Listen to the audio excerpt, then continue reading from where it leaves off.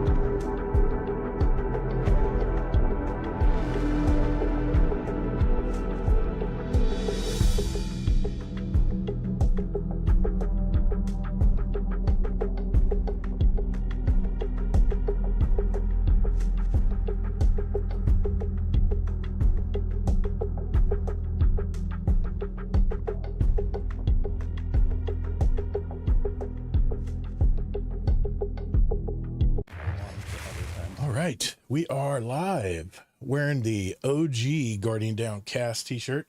My wife made this on a Cricut back when we started in 2019. I figured I'd wear that tonight. Okay. Crickets get that big? Well, they can be. Depends on what you're looking for. It's a big cricket. Yeah. Okay. I think we're ready to go. Got some good topics tonight, guys. All right. All right, here we go. 3, 2. What's up, Guardians? Welcome to episode 357 of the Guardian Down Roundtable. Our mission's simple. We talk about topics and news that impact our gaming hobby, all while keeping the focus on our community. We're the podcast that invites a rotating list of guest hosts every week to join us at the table. We go live every Thursday night, 9 p.m. Eastern time on my Todd the Gator YouTube and Twitch channels at TODDTHEGATR, as well as our Discord live stage. And once a month, we invite a new member from our Discord community to pull up a chair and share their own story with us. And tonight is that night. We have a brand new guest with us tonight. We are a live video show, but we have an audio version available every Monday morning on whatever podcast apps you use out there. We love the live shows, but we love interacting with our live chat. So if you have some input tonight, jump in, give us your input, or if you have a question or whatever it may be, don't be shy. write it up in the chat, whether it's in Discord, Twitch, or our YouTube, and we may mention it on the show. Let's start out by saying hello to my co-host, Mr. Kingsley Mack from the great state of Utah. How you been, Mike? How's things going, man? Hey, I'm doing good. The weather is pretty good over here right now. So, yeah. Very nice. Very nice. It's good to know. Nothing to complain about in that aspect. Yeah, it was 90. We're pretty much in summer here in Florida, so same old, same old. The humidity's not quite as big yet, but it's getting there fast. Let's talk about our guests tonight that have showed up and are going to talk with us tonight. Our first guest co-host is back for his second Roundtable appearance. He's a dad gamer that's been involved in our community for over 2 years now. You can hear his first interview with us back on episode 261 from June of 2024. He's a veteran Marine and I guess is our lone dungeon champion patron from the great state of California. Please welcome back to the table, Mr. Deadpool 1 Merc. How you been, man? Been good. Thank you for having me here. Yeah, man. I appreciate you being on tonight. You got a really good topic tonight. I can't wait to talk about it. For our second guest co-host, he's here for his very first Roundtable appearance and part of our new community member episode. So we'll get to know him better later on in the show. From Brooklyn, New York, please give a warm welcome to NYC, or what I like to call him, Necromancer. How you been, sir? Hey, good. How are you? Very good, man. Very good. You had a good topic tonight too. I can't wait to talk about. So here's what we have on the show. First, we're going to start things off with a Kingsley's Corner with a K, where Mike has some. Wait, Todd. You sound so happy and like we're talking about all these topics. Have you not heard the news today yet? What news? Did Bungie put a TWAB out or something? Well, yeah, we finally know information about the June update. Oh, awesome. Hold on. Let me take a look. Hold on a sec. Hold on. Yeah, pull it up. Oh, yeah. See. Uh-huh. I just want you to be prepared for when we talk about it. Shit. Oh, crap. What the? Oh. Oh, yeah. No. Is my Destiny girlfriend breaking up with me? What the hell is this? I mean, you sounded a little too happy to not know that news. What the hell? How did I not regroup and have a slightly different show tonight? How did I not see this today? Oh my God. SRL? Oh, crap. Okay. I'm a little off kilter here. We're going to have to revamp things, guys. So, I know you guys brought topics tonight to talk about, but, we might have to table that, I guess.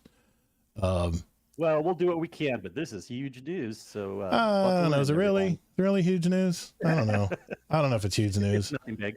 We're done. It's probably another lame TWAB that Destiny puts out, probably talking about emblems or something. Anyway, yes, of course. I know the news. It's, we had a whole show lined up for you guys tonight. And, that got thrown out the window because Bungie dropped a frickin' bomb on us.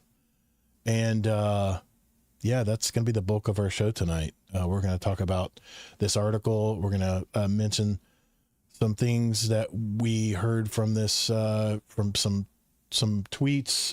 I got some news from Bloomberg. Paul Tassi spoke up. I mean, I think Data was even teary-eyed in his stream today. So here's what I do want, though. I want to make sure everyone here tonight that's listening or watching our show, especially obviously live, whether it's on YouTube, Discord, or Twitch, we want to hear from you guys. This podcast has always been about our community. So I want to make sure that if you guys have some input, you want to be heard tonight, we have set aside all of our topics to make sure we all talk about this together tonight. So, yeah. And shout out, we have tons of people in the live chat tonight. So, it's a big turnout tonight. It really is. I mean, my Lord, is that DS Raven? Between what'd you say? DS? Des Raven's in here? Yeah. Oh my gosh. Just the E. But shout out Sin's here, wow. And this is just the Discord we have. That's crazy. Shout out everyone on Twitch and YouTube. Yeah, definitely. I know we had, I think we all just need to vent. I think we all need to talk about this. And, as much as we want to talk about some of the topics we brought tonight, I spoke with Deadpool. We'll table his topic until until he comes back on another show, because it was kind of an evergreen topic. And actually, Necromancer had an idea about Destiny that we might get into later in the show as we speculate.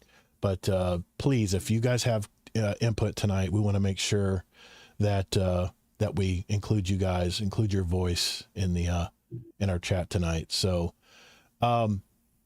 with that, let's roll. Holy crap. We got a lot to talk about. Okay. We can do this. We can do this. It'll be fun. I don't understand. I don't understand why people are pissed. The writing has been on the wall for at least the last 2 years. Oh, we'll get into it, Rodimus. Don't worry. We're going to get into it. I don't see that many people pissed percentage-wise. Of course, you're always going to hear the loudest voices, but... Let's have to see, yeah. We'll just have to get into it. Okay, well, this entire outline is garbage, so we're just going to wing it tonight. Fuck it. We're just going to wing it. That's, I'll tell you what we're going to do. What we're going to do tonight is we're going to pull up the article. I'm going to post it on the screen so you guys can see it as well. And we're just going to break it down piece by piece. We're just going to go through the article and then just kind of get feedback on it. What do you think, Kingsley? You think that's probably the best way to do it tonight? It definitely is. I mean, it's a little bit long, but it's not the longest. We've had other ones that we've read that I thought we should have broke down anyways. And then honestly, I mean, maybe there's like a couple small tuning things in the middle. We don't have to read line for line, but you basically have the right idea. Let's just do that, and then we'll take it from there. Yeah, we're just kind of wing it tonight, and just go through it. I will say this though, we are going to talk about the huge info dump that we got from Destiny tonight, but we are also going to hear more about our new member tonight, Necromancer. We will get to his interview before we do our catch-up segment tonight, just so you guys know. But we do have a speed run all prepared for him, and of course our patented list of questions and stuff that we're gonna ask him as well tonight. So hang in there if you're wanting to hear Necromancer's story tonight. I can't wait to hear it, by the way. So yeah, let's get into it. I'm going to go ahead and pull it up on the screen, and we'll just break it down piece by piece. I'll pipe it to the, I'm going to pipe it to the Discord too, so you guys can see it as we follow along here. Give me a second here. Let me make sure I get the right setup. While you're doing that, I'm not like burying the lead or anything here, but like something I found really interesting is that this did not leak out earlier. I'm amazed. And of course, a lot of us are upset that we didn't hear the news sooner, but the point that it never leaked. Now, I did, and I have much respect. I was watching a video article today from Tassie, among other people. He said he actually knew about this for a while, but he didn't feel like it was right to leak the story. He wanted Bungie to let, you know. And so, but if he knew, it doesn't mean he was the only one that knew. Yeah. So I'm kind of surprised it didn't leak earlier. Yeah, I was very surprised that he decided not to break. I'm sure his integrity would be out the door as a journalist, so I'm sure he couldn't say anything. But it's kind of what he said after that's got me a little unnerved. But let's get into the article. Get into all of it, yeah. Yeah, let's get into the article first here. Let me go ahead and draw it up here. Go, and I will pipe it to the. There we go. There it is for everyone to see. And here we go. Destiny 2, every end is a new beginning. For almost 12 years, we have had the joy and honor to explore the Destiny universe with you all. Through all the ups and downs, surprises and triumphs, building Destiny alongside our players has been a monumental privilege. While our love for Destiny 2 has not changed, it has become clear that after the final shape, we have reached the time for our shared worlds and Destiny to live beyond Destiny 2. As our focus turns towards a new beginning for Bungie, we will begin work incubating our next games. To that end, on June 9th, 2026, we will release the final live service content update for Destiny 2 to begin that journey as a studio. Though active development may be concluding, we will ensure that Destiny 2 remains playable just as the original Destiny is today. Many changes in this final update will aim to ensure that Destiny 2 is a welcoming place for players to return to. We're proud of Destiny 2, the places it took us, and the legacy it is created. Because of you all, our universe is vast, built on years of shared stories, adventures, and victories. From the Cosmodrome to the Pale Heart to the Lawless Frontier, we have forged lifelong memories and friendships with you all. We are incredibly grateful to everyone who has made that journey with us from the deepest part of our hearts. Thank you, and we'll see you in the stars. Well, that's quite an opening paragraph, to say the least. There's a lot of cryptic language, at least in my eyes there. And you could say that maybe this is copium on my part, but what do you guys think of that? I mean, what was your initial impression, Kingsley, when you first heard that, man? Yeah, to me, the most interesting thing was just, and this makes sense, but how they use the word, very specifically the words, that it'll be their last live service update. I think that's very important to remember because getting still some more content here, and the fact that they're still actually selling the game, they can't shut off the servers. Again, they could shut off the servers a year from now or whatever, but it's not like, we do have to remember that the game is dead with getting updates, but the game is still playable. The game is not dead, not being able to play. So that's just basic level 101 that people need to realize, just in case they're not up on the news. What do you think, Necromancer? I know you're Destiny exclusive. All you play is Destiny, the Destiny game. What did you think when you heard this news today? Disappointed. You hate to see it end, but I read pretty deep through this more than once. Yeah. And it looks like they're bringing a ton of new stuff in right now. Yeah. Changing the way things are working. So, it's not quite the struggle it is currently. It looks like it's going to get a little easier to get accomplishments done and do things. And even though, a lot of these Sherpas have got everything, and so they're really playing for the friendship and the entertainment and actually giving to people like me who don't have everything. I could play this for another 2 or 3 years and probably still not have everything. Yeah. There's plenty of here for me. Mm-hmm. I know for a lot of these guys and women, there's, they've run out of things to chase. Yeah. Yeah. Yeah, we'll definitely going to get into that part. Definitely. I just wanted to know your initial impressions. What do you think, Deadpool? What do you think when all this dropped, man, today? To be honest with you, I was not thinking they were going to drop anything today, like the last few times. They actually promised it last time, last week. Yeah. And we didn't get nothing. So when it dropped, I was like, what the hell? But it was bound to happen. I feel like the game was slowly coming to an end anyways, because a lot of people were saying, well, it's the end of the game, final shape, but it was a shocker to see this actually. So it's I'm curious about that point, Todd. Like, good. Whatever you want or not, do you feel shocked that it's happening right now?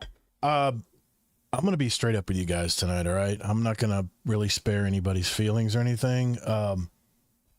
I wasn't surprised in the least, because here's the thing. I'm always thinking to myself during the day when I'm out there in the hot sun spraying lawns and treating pest control, doing all this stuff in the heat, thinking, what could Bungie add to Destiny 2 that would get me excited to play again? And Kingsley, I never could think of anything that would get me excited to play the game other than an entirely new game. That's the only thing that got me excited about playing Destiny. There was nothing they could add to the existing Destiny 2 game or story or whatever it may be that could get me, back to where I was at that level where I didn't look at any other games. I just played Destiny. That was it. What did you think, man? Was this a surprise? I'm a little surprised it happened right now. I thought what was going to happen was it wasn't going to be that much further. I was, if you ask like predictions that I've made in the past, I thought we would maybe get one more year of content, but they never sold it ahead of time, so they could still take that away, which they did. But what I thought would probably happen is we would get this update June 9th, and then like a month to 3 months after that is when we would find out. So it just moved it up in my timeline a little bit. I guess I was just, to be honest, not surprised that it's ending particularly, but surprised right this second, because everyone was starting to speculate too that the update was going to be delayed. I'm telling people, no, it's not going to be delayed. No. But instead, we found out, correct, it's not delayed, but it's the last one. It's coming out the same week crazy. As the new season in Marathon, just like the two games are pre-existing. Necromancer, Deadpool, were you guys surprised, or was this kind of like just a fitting end to the game tonight? Deadpool, or why don't you start first? I had a feeling it was coming. I didn't think, like Kingsley said, I didn't think it was going to come this soon.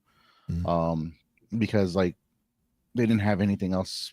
There was no roadmaps, nothing posted about what's going to be happening after this next update. So I had a feeling something like this was going to come, but it was a little bit of a shocker for it to come out this early. Yeah. But like Kingsley said, I was expecting it to be a little bit later, like maybe after they brought out the update. But yeah, you know. Necromancer, you want to add any comment to that? Well, mine kind of goes to the comments we made backstage about new player experience, and I actually thought they were actively working on maybe incorporating some kind of AI into the game. The new player experiences, I don't know if you want me to do this now, but the new player experience has always been bad. Yeah.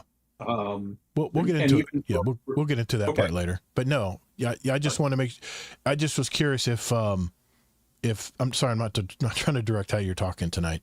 I'm just trying to keep us on the rails because I know this can easily get off the rails tonight. I'm just trying to be the conductor tonight.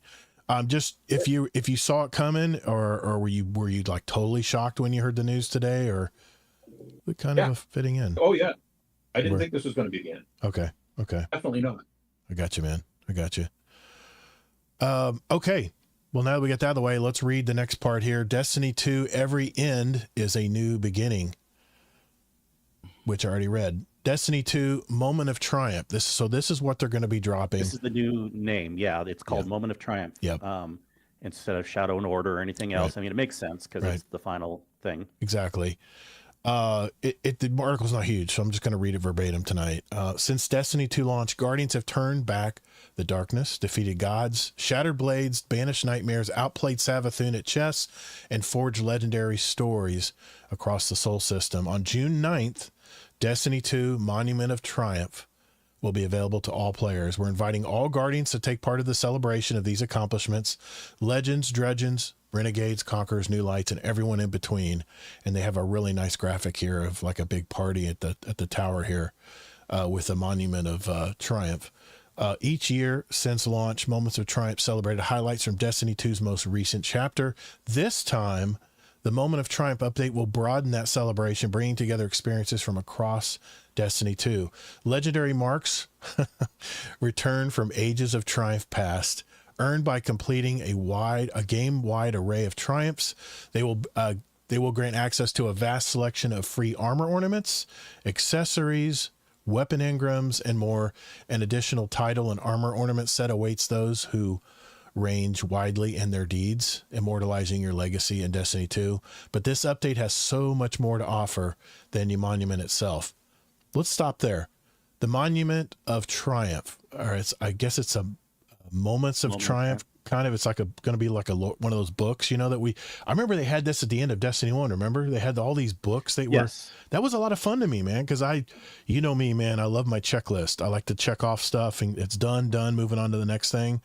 What do you think about this, Kingsley? Well, yeah, but certainly it's a little less fun this time knowing there's not something coming like a Destiny 2. Yeah. Because when we were doing in Destiny 1, we were looking forward to the next game. But just on that exact point, and it probably won't be a book like Destiny 1. They'll do it in Triumph style, but we'll have a huge list of triumphs that you can do and everything like that. And typical stuff, how Bungie's done when they end the games. And on this fact alone, this is probably something I will be the least interested in of the stuff that's coming out, unless there's some interesting content that goes along with it. Right. If they say like, go to this interesting corner of the Cosmodrome that we haven't been for like 10 years and find some cool thing that we never knew was there, I doubt it'll be that, unique if they have stuff like that. But if one of the Moments of Triumph is like, do 10 more Crucible games. Like I've already done 10 more a million times in my life. So hopefully the writing will just be depending to see what they do with that part. I mean, I'm excited about other things coming out, but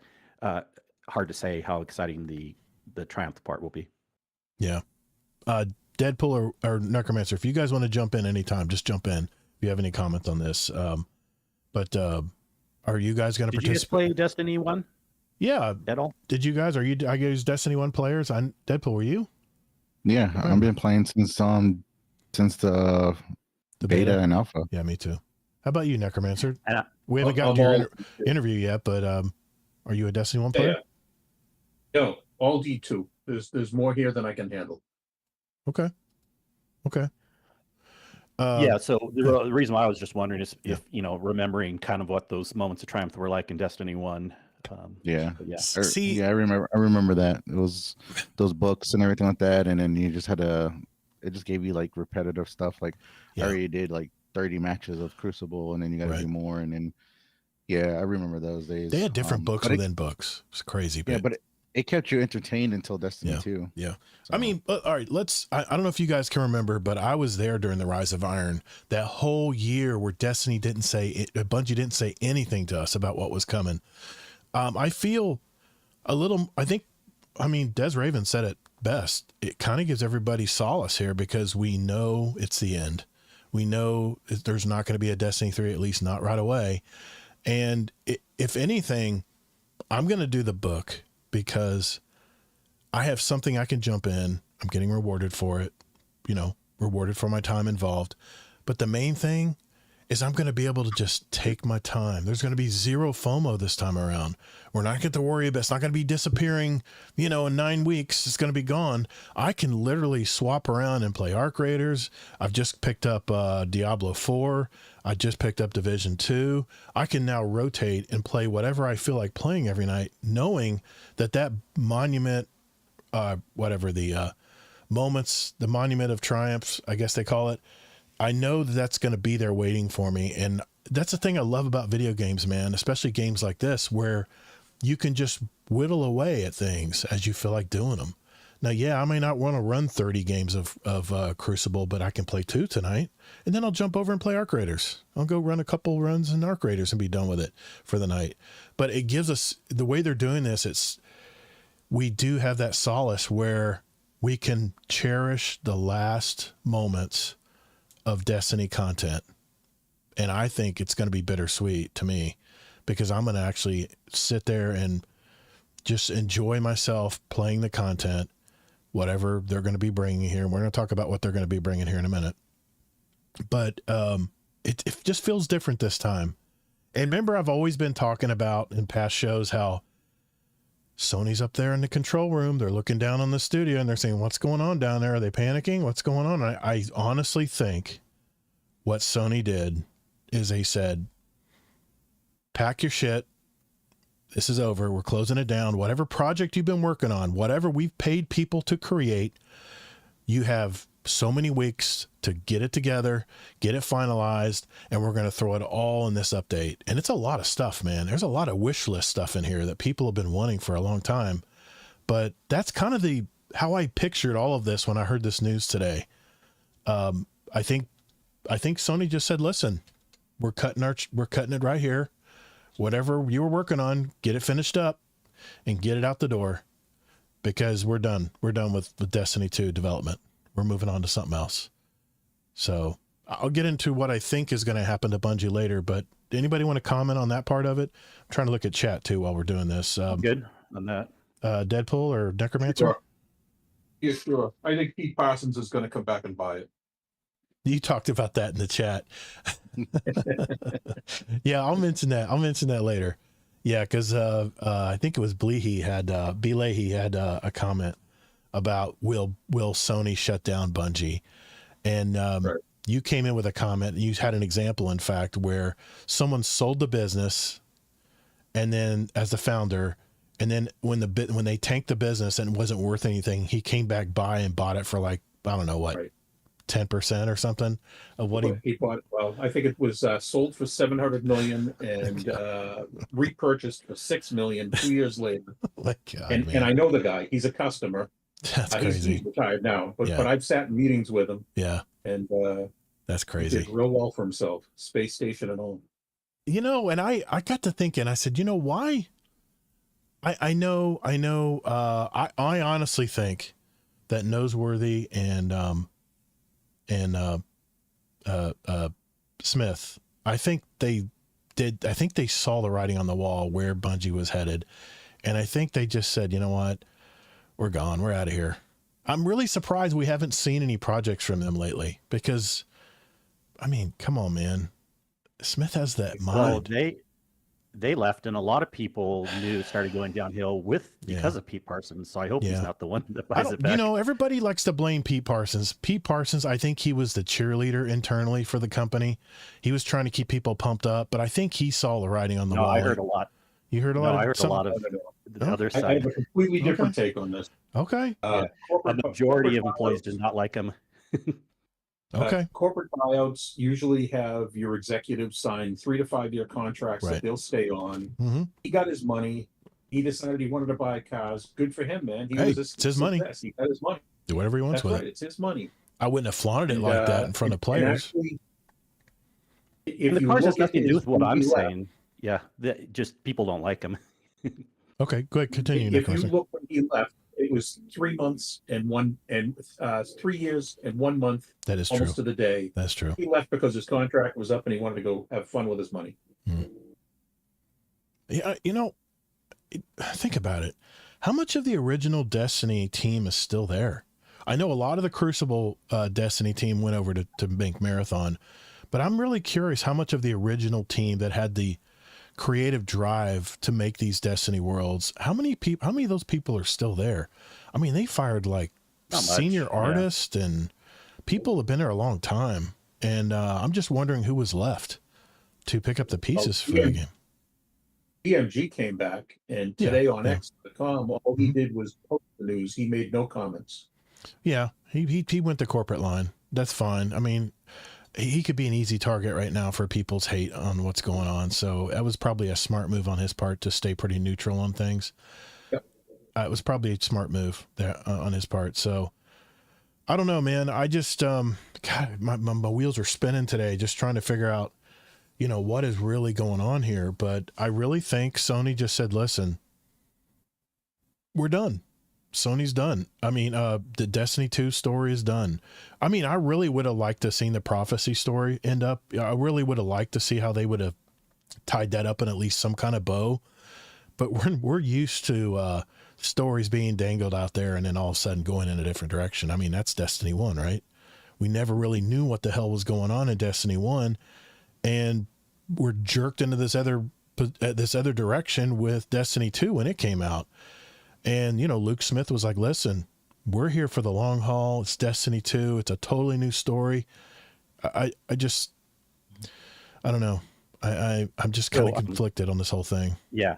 Well, now that you're bringing up that thing, you keep saying you think Sony made the decision, and they probably did just because they're the main management right now. Right.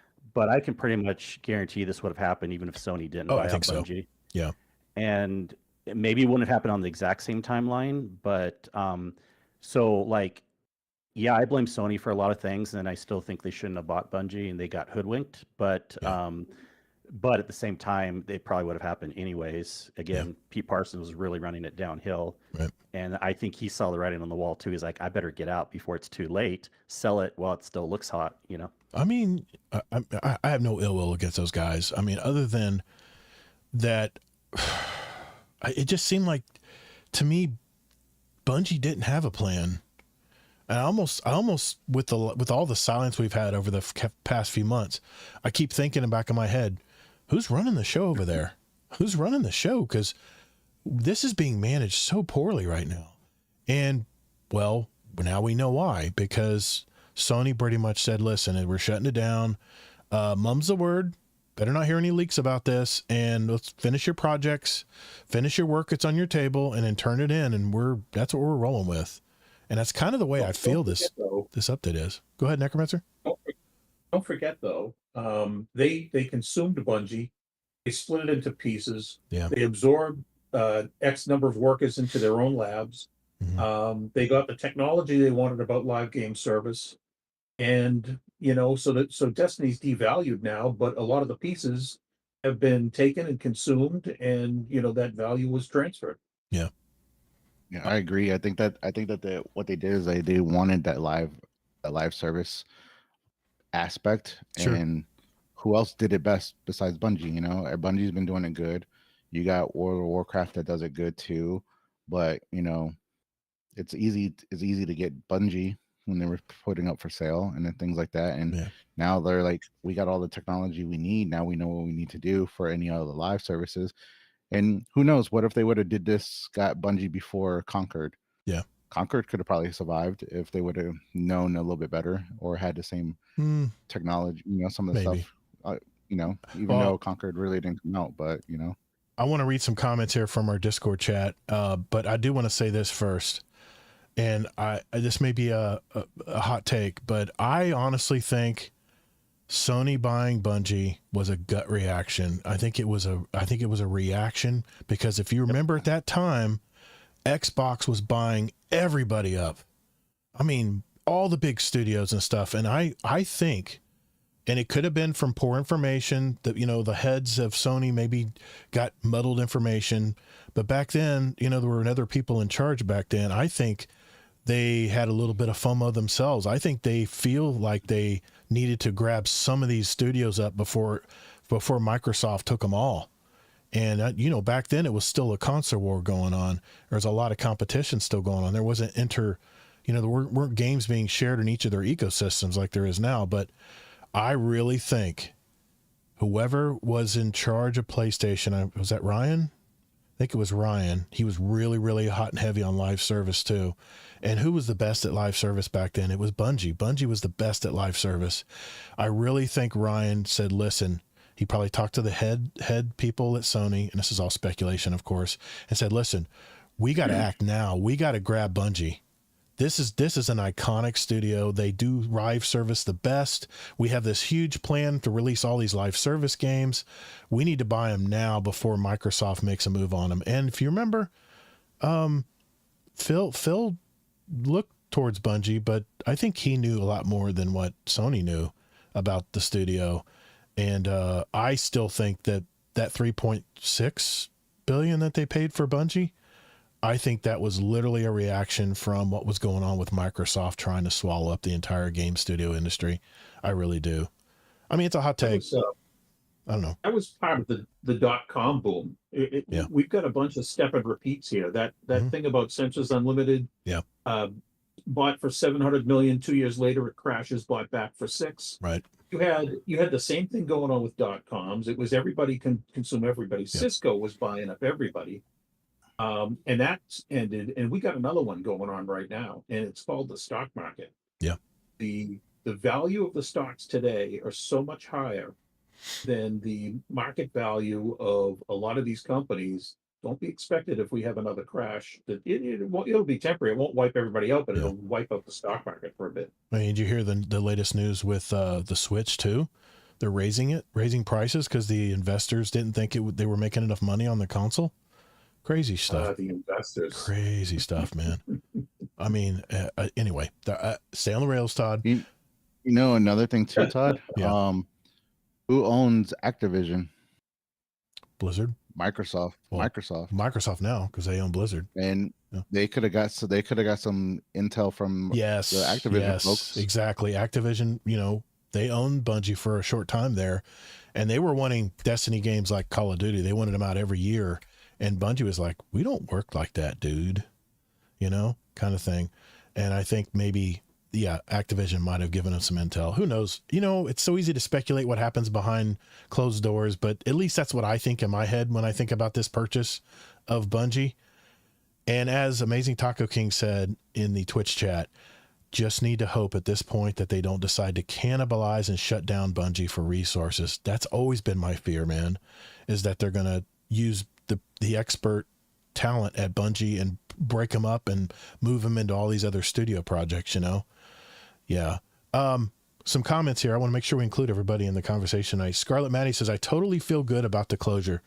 I got today in the TWID. I'm no longer guessing at straws about the going ons of the studios, and that's a good thing.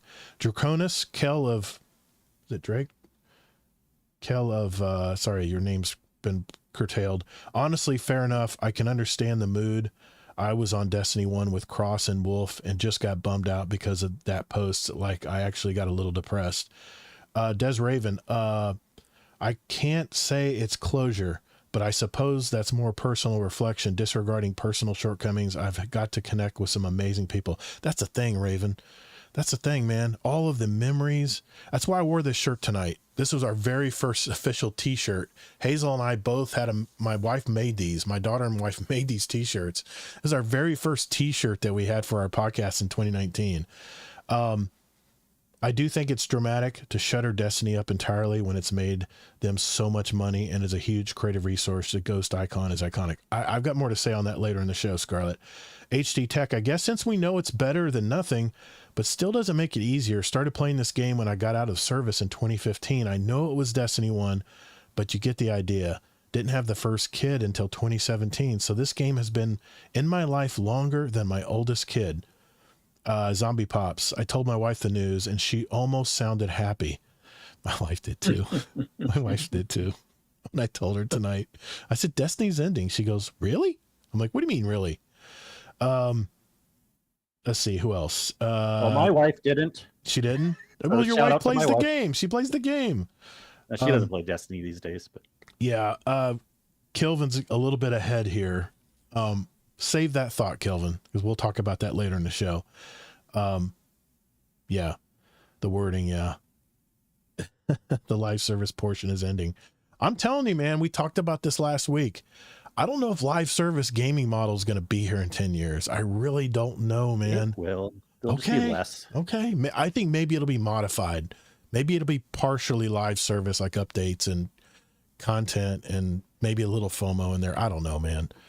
I think it's going to roll like fads. You know how every so often the kids are changing fashions. Like now some of these kids are wearing things that people wore in the 60s or, even earlier. So it's a fad. It's gonna trend. So right now we're so used to the live service games, and it's gonna go back to the old formats where one and done, and then they're gonna get bored of the one and dones, and then it's gonna go right back to another cycle. I think it'll come back when AI gets more heavily involved. Yeah. But, I want to hear your idea later. The fad part, with the fad part, it's not like live service is totally going to go away or totally be. There will always be some, because you will always have things that want monthly subscriptions. So games like World of Warcraft aren't going away. Other monthly subscription things. It'll just be a lot less. I can't see like every single game like Diablo, Division 2, Warframe, WoW, all these games ending. Maybe a few more of them might, but it's not like it's all going to go away. Yeah, no, I agree. It's not going to all go away, but it'll get to less. Yeah. Rodimus says the ultimate issue is no one likes change. Change will happen no matter what. Yeah, I've learned to accept change. I like. You have? No, I'm getting better. Okay, I'm getting better. I'm getting better at it. Kingsley knows my reading habit. I think you're getting too addicted to another game. So Helldivers too. Yeah, I hear you, Amazing Taco King. Here's the thing, and I guess we'll just talk about it now because everyone's talking about it in chat, and I'll forget. Mine ADHD will kick in, and I'll forget all about it. Fine. Destiny 3, right? Bleahy says in the chat, he says, B. Leahy, I apologize. As our focus, he's quoting the article, as our focus turns toward a new beginning for Bungie, we will begin work incubating our next games. In other words, he's saying Destiny 3. So that's the $1 million question, right? Everyone saw this news tonight, and they saw that very cryptic message about see you in the stars and all that stuff in the blog this week. What do you think, guys? You think there'll be a Destiny 3? I get the thought because everyone's going through maybe different stages of grief. I'm already on the don't care apathy side, but that's terrible, man. But no, it's not terrible. All right. I can have fun with the game with what it is, and if they keep it going, I'm happy. If they stop it, I'm also happy because there's plenty of other things to do. So saying that was a little extreme, but still. I'm living my life chill. I'm not stressed about I'm this. sorry. I mean, I'm not calling you out, man. I was just joking around with you, really. I get it. I get it. But like a lot of people are like that are still like really sad or depressed or like, Destiny 3. But like, you have some talking points against that. I do too. I don't know how we want to start on this. Well, but Kilvin says, yeah. what do you guys think the odds are of a Destiny 3 development being announced within the next year? I agree with Kingsley here and Necromancer, 0. I don't think we're going to hear about a Destiny 3 until maybe 2028 Game Awards or Summer Games Fest at the end as a big teaser. All right, I'm going to give you my take first, and you guys can just say what you want after I say my take. Yeah, we'll have our take. So go for it, Todd. Bungie made Halo, probably the most iconic franchise in gaming out there. People, if you had nobody knows about gaming and you say Halo, people go, "Oh, okay, yeah, that game. I remember hearing something about that game." Destiny is going to be the next Halo, and yes, I understand Halo's not in the best picture. They're not in the best place right now, but remember, it's not the same studio making Halo today. I honestly think there will be a Destiny 3. Say I'm full of copium, I don't care.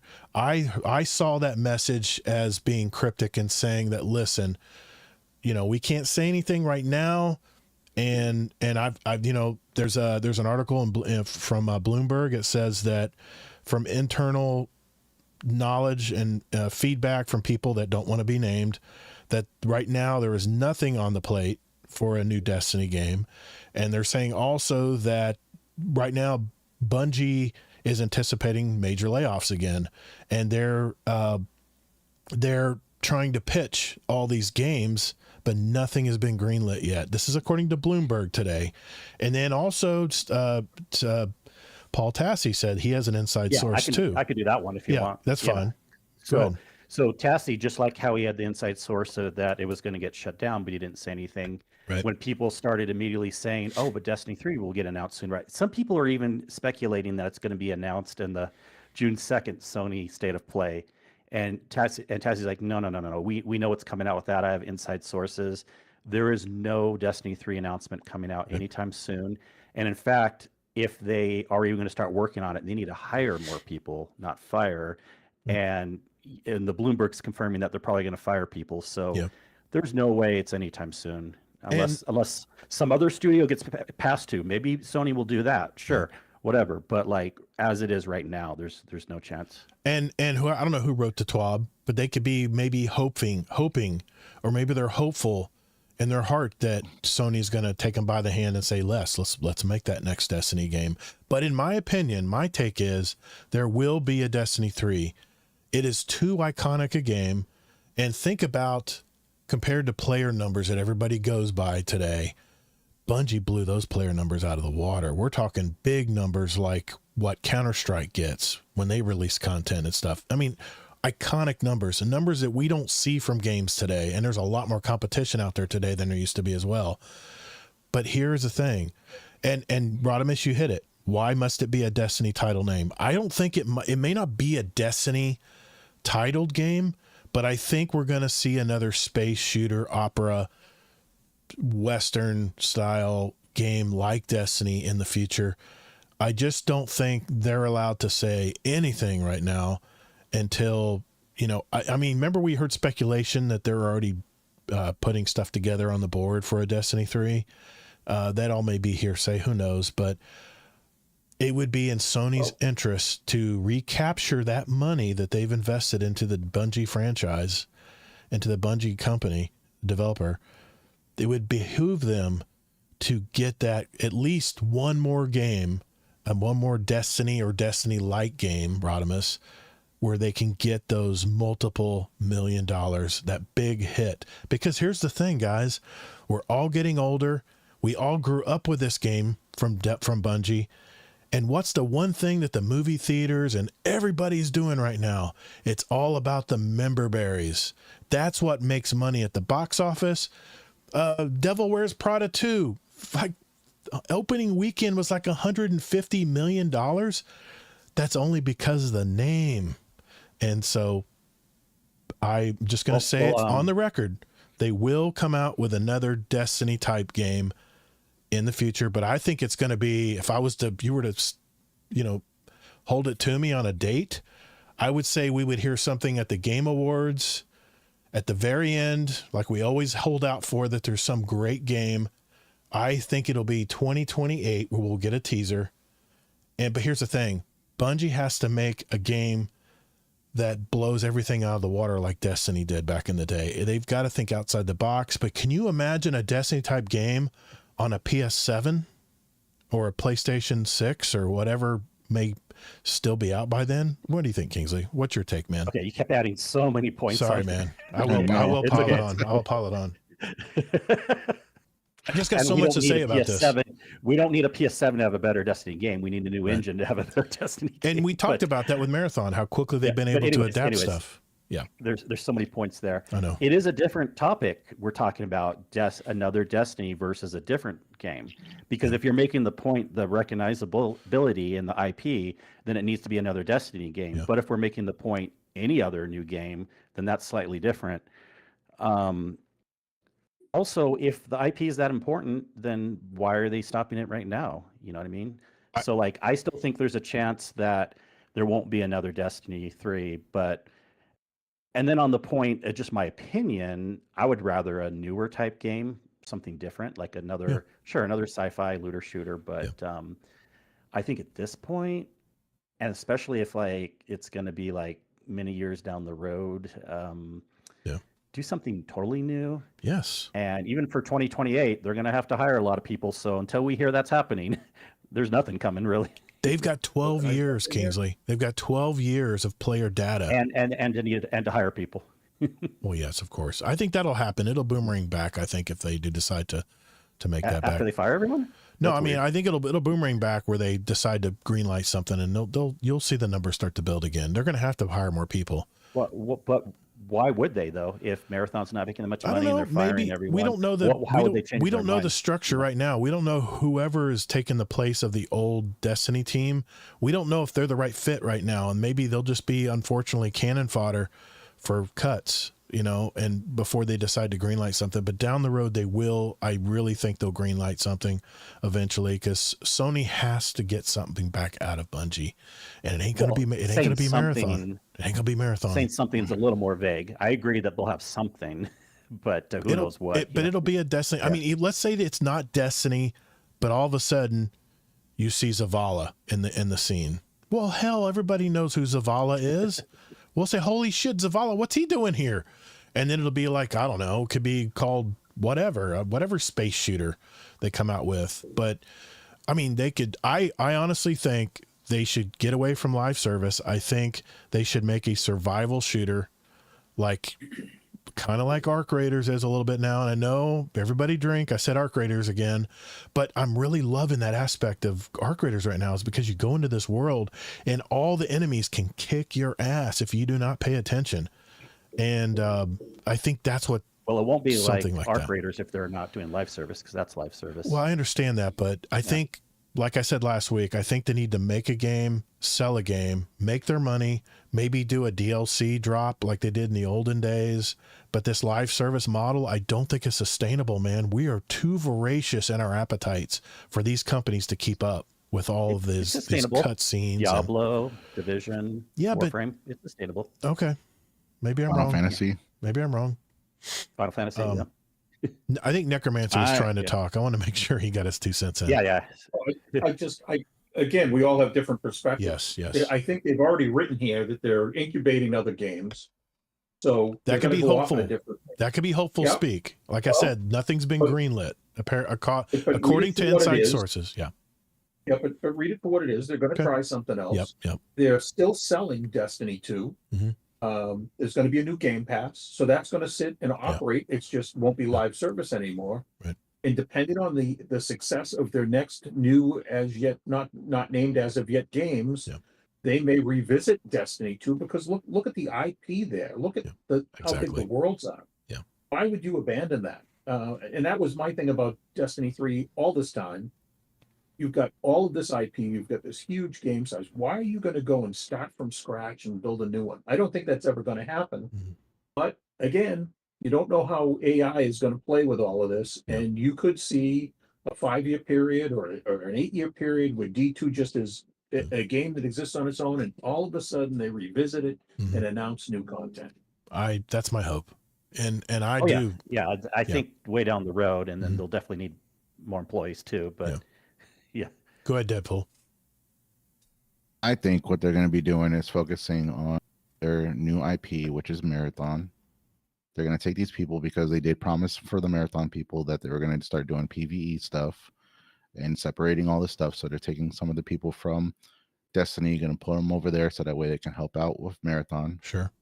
And then eventually, maybe in 5 years from now, they might entertain a D3. Mhm. But right now, I just think that they're trying to invest on what they got right now because they probably don't want Marathon to fail. Right. You just came out for a new game.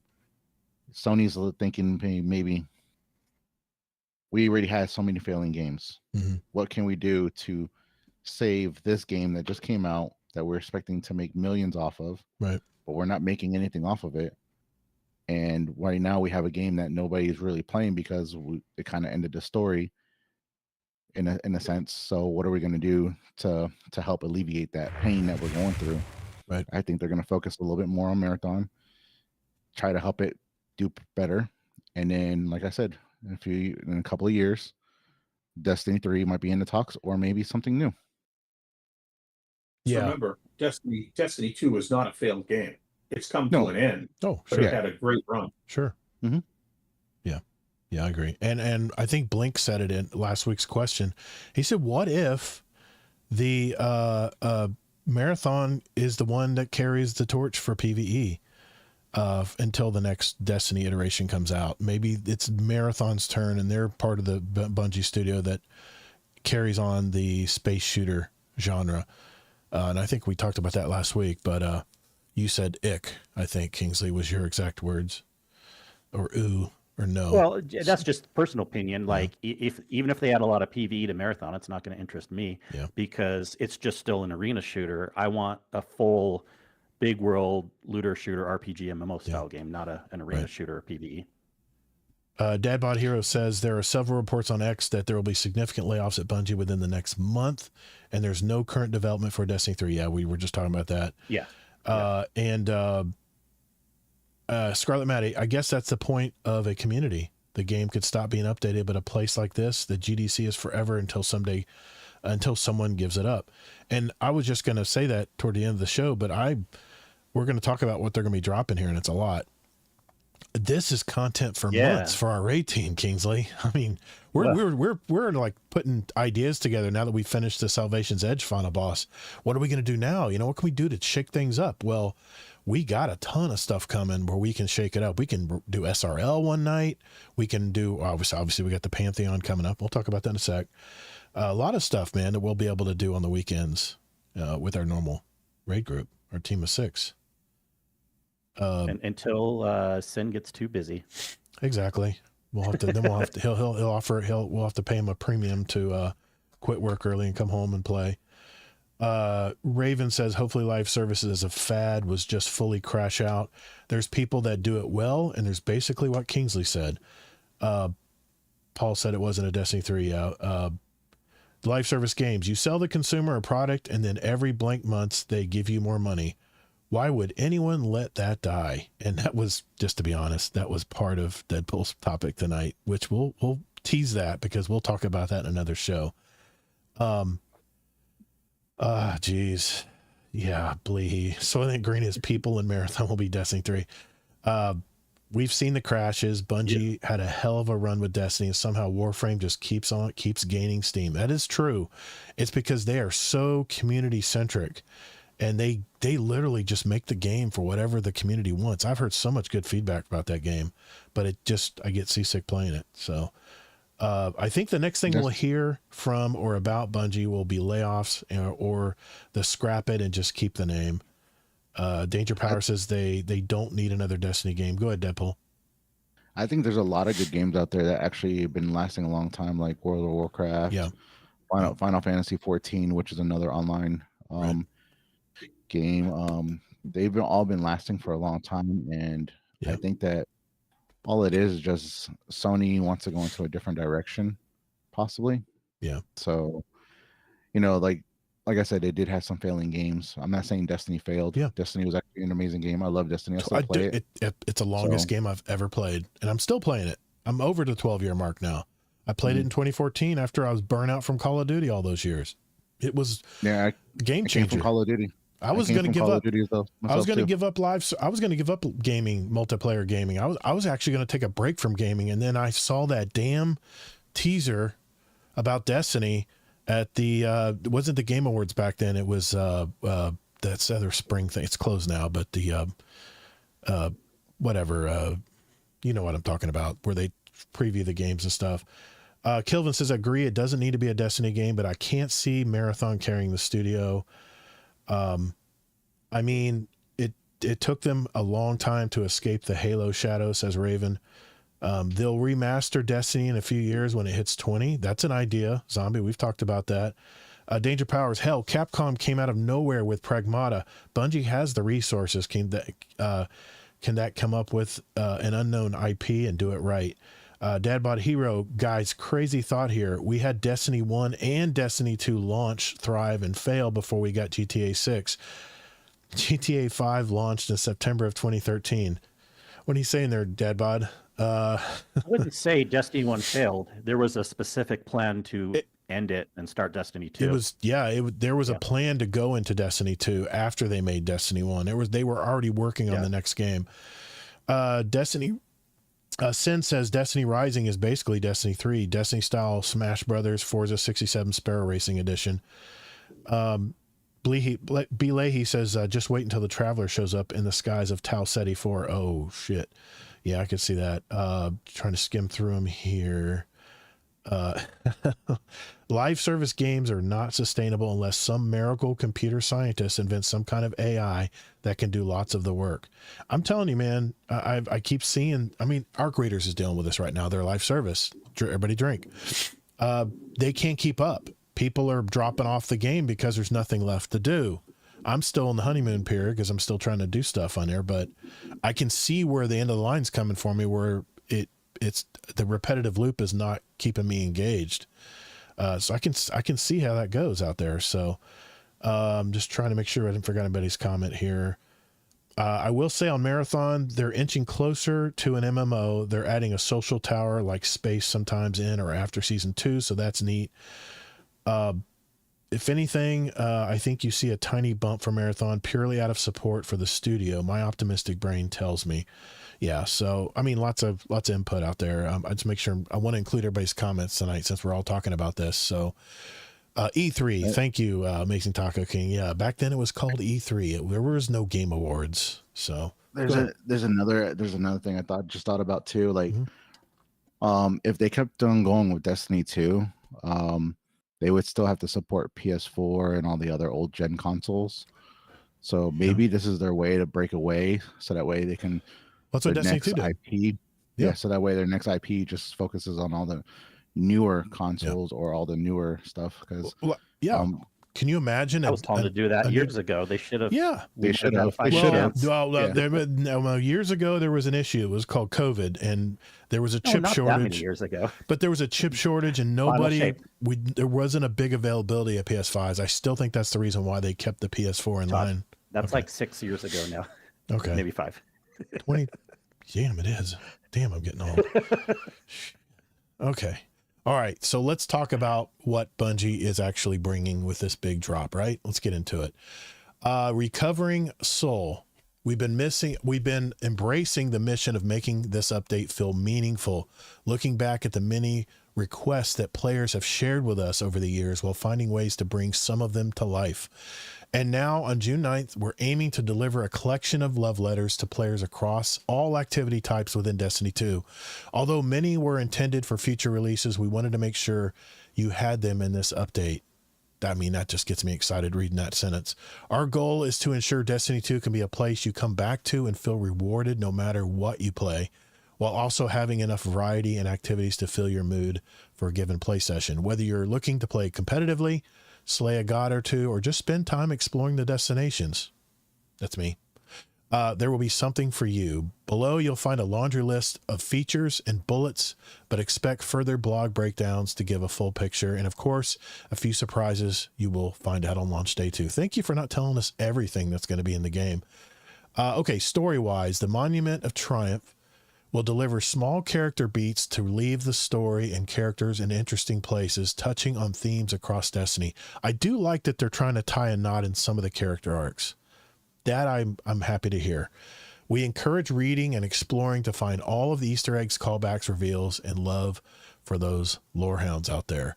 And you can see the director's back and a much cleaner look too. I mean, it looks really, really good here. And all the portal activity and all the activities are right there at the bottom, nice and convenient. So that's really nice how they did that. What'd you say, Kingsley? Yeah, no, I was just saying, it looks amazing, right? Yeah. And I'm excited about the Easter egg thing. Like, there's a little bit. So they are saying there's going to be a little. I mean, it could just be like a little 2-minute thing. Someone's like, "Oh yeah, we found out there's a collectible underneath this one tree," but still, at least there's some things.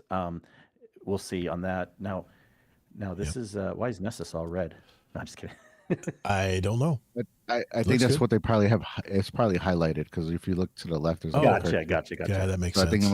I think it might be just highlighted so that way they can. But it does look good, right? It does. Everyone kind of like looks very clear. Yeah. Yep. The question is, will Lawless Frontier have shared revives? Then maybe I can play it. All right. Sorry. Bitter feelings. That is funny though. We have embraced the player feedback and the director and portal and newly refreshed director returns. It's its rightful place as the center of activities in D2. Thank you, because I don't want to remember the portal.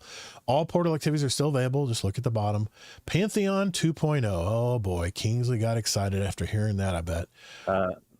Not necessarily. No? Okay. You don't listen to me anymore. I don't know. Maybe I wasn't. A new Pantheon is coming as a permanent addition with fresh slate of bosses to challenge and overcome. June 9th, the first slate of bosses becomes available with 2 activities, each featuring a unique roster of bosses.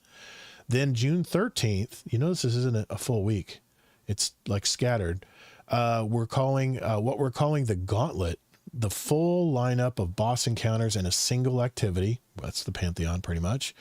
June 16th, encounter rotations begin. Players can attempt featured single boss encounters for rewards. So Pantheon, you said you weren't excited about that. Kingsley, explain. Well, no, I didn't say that either. I just said I wasn't all excited like you thought I was. Okay. I've been saying for a while on the show that I'm not as interested in doing the Pantheon hard level stuff anymore this time around. Yeah, we talked about that last week. If Pantheon also means, or even forget Pantheon for a second, I hope that the boss is coming back, the ones we haven't had, like Galron and all this stuff. Right. I hope we can play them on normal versions too, for my sake and for other people's sake that don't want to sweat and do the hard, crazy Pantheon stuff. I hear you. Please, Bungie, go please.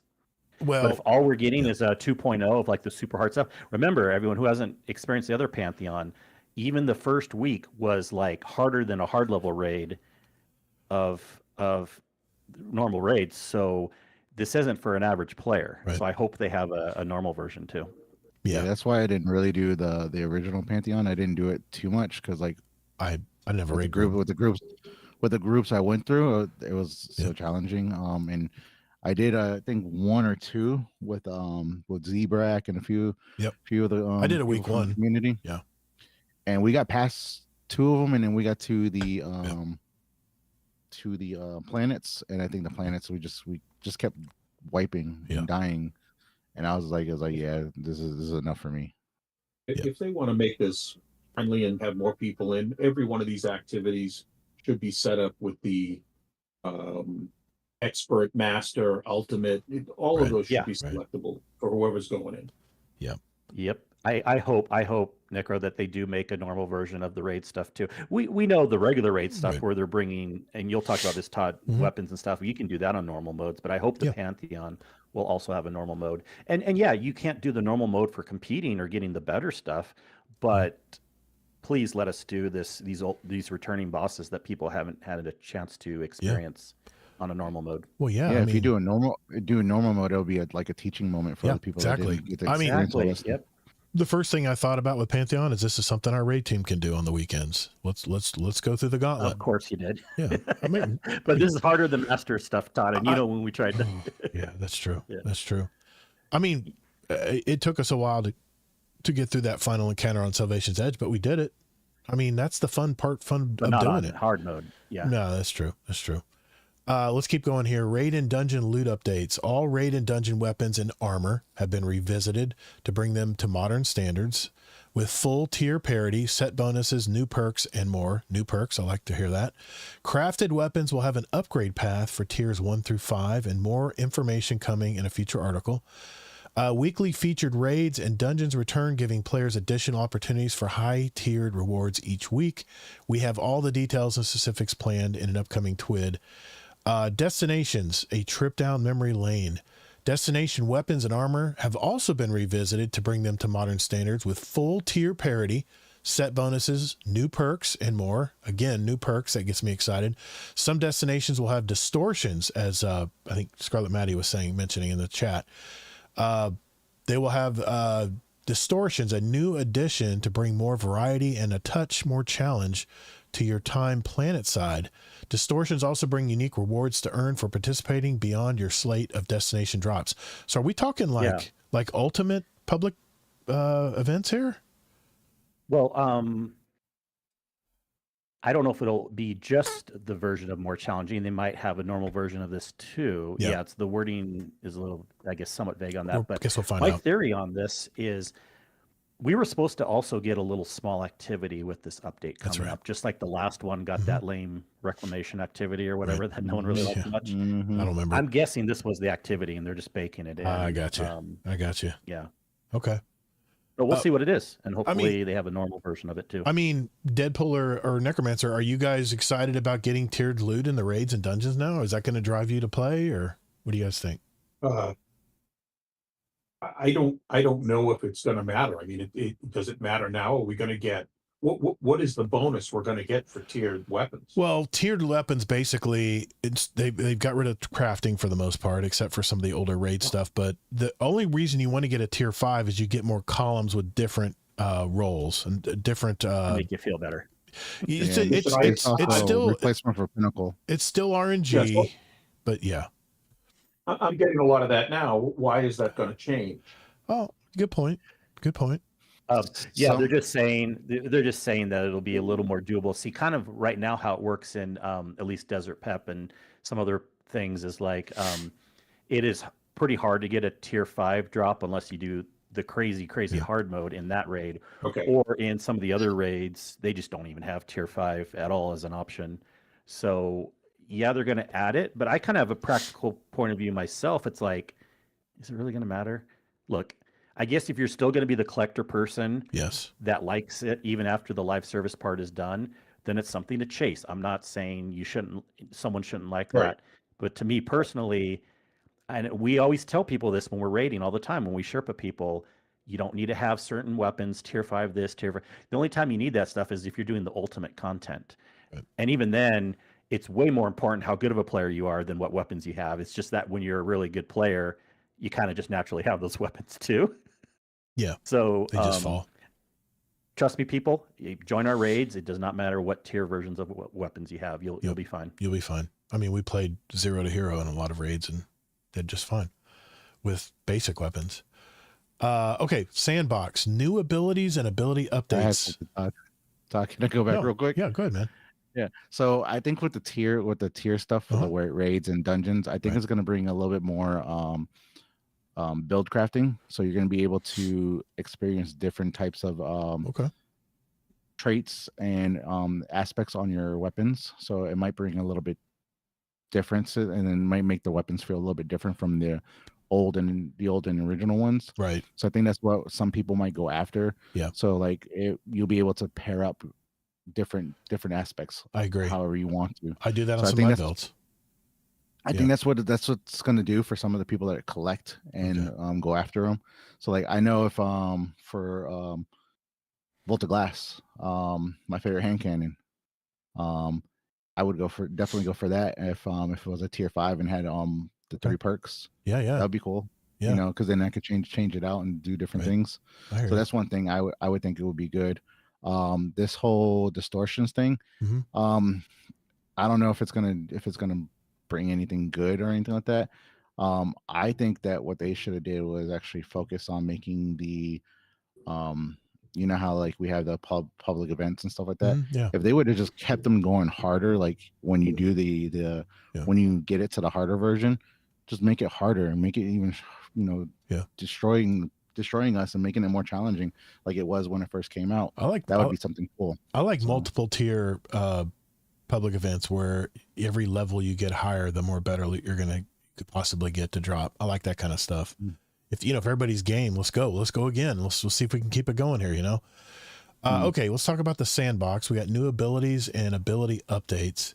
There are going to be new aspects. Solar Hunter is going to get an aspect called Crack Shot, and Void Warlock Soul Siphon. I got excited when I heard Siphon.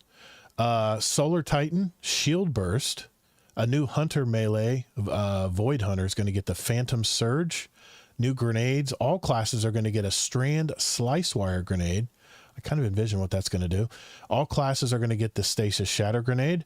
Class-specific abilities. Warlock, Titan, and Hunter are all getting some new love. Mind Spun will interact with Threadling Grenade. Ward of Dawn is getting a complete rework. Trapper's Ambush has new capabilities and more. I'm sure they'll have articles talking about that down the road before they launch it. Sandbox elevating exotics. All exotic armors earned since the Edge of Fate launched will be automatically updated to have tier 5 stats. So no tokens or crap where you have to re-roll it or any of that stuff. It's going to automatically be upgraded. We've made some changes to a handful of exotic armors.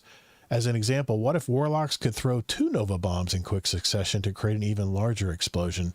Well, you know me, man. I'm a Voidlock. More on this in a future TWID. Various exotic weapons will receive a tuning pass, and many will receive Catalyst. Those I do like to go for because it does give you an extra little ability on a weapon. It's really nice.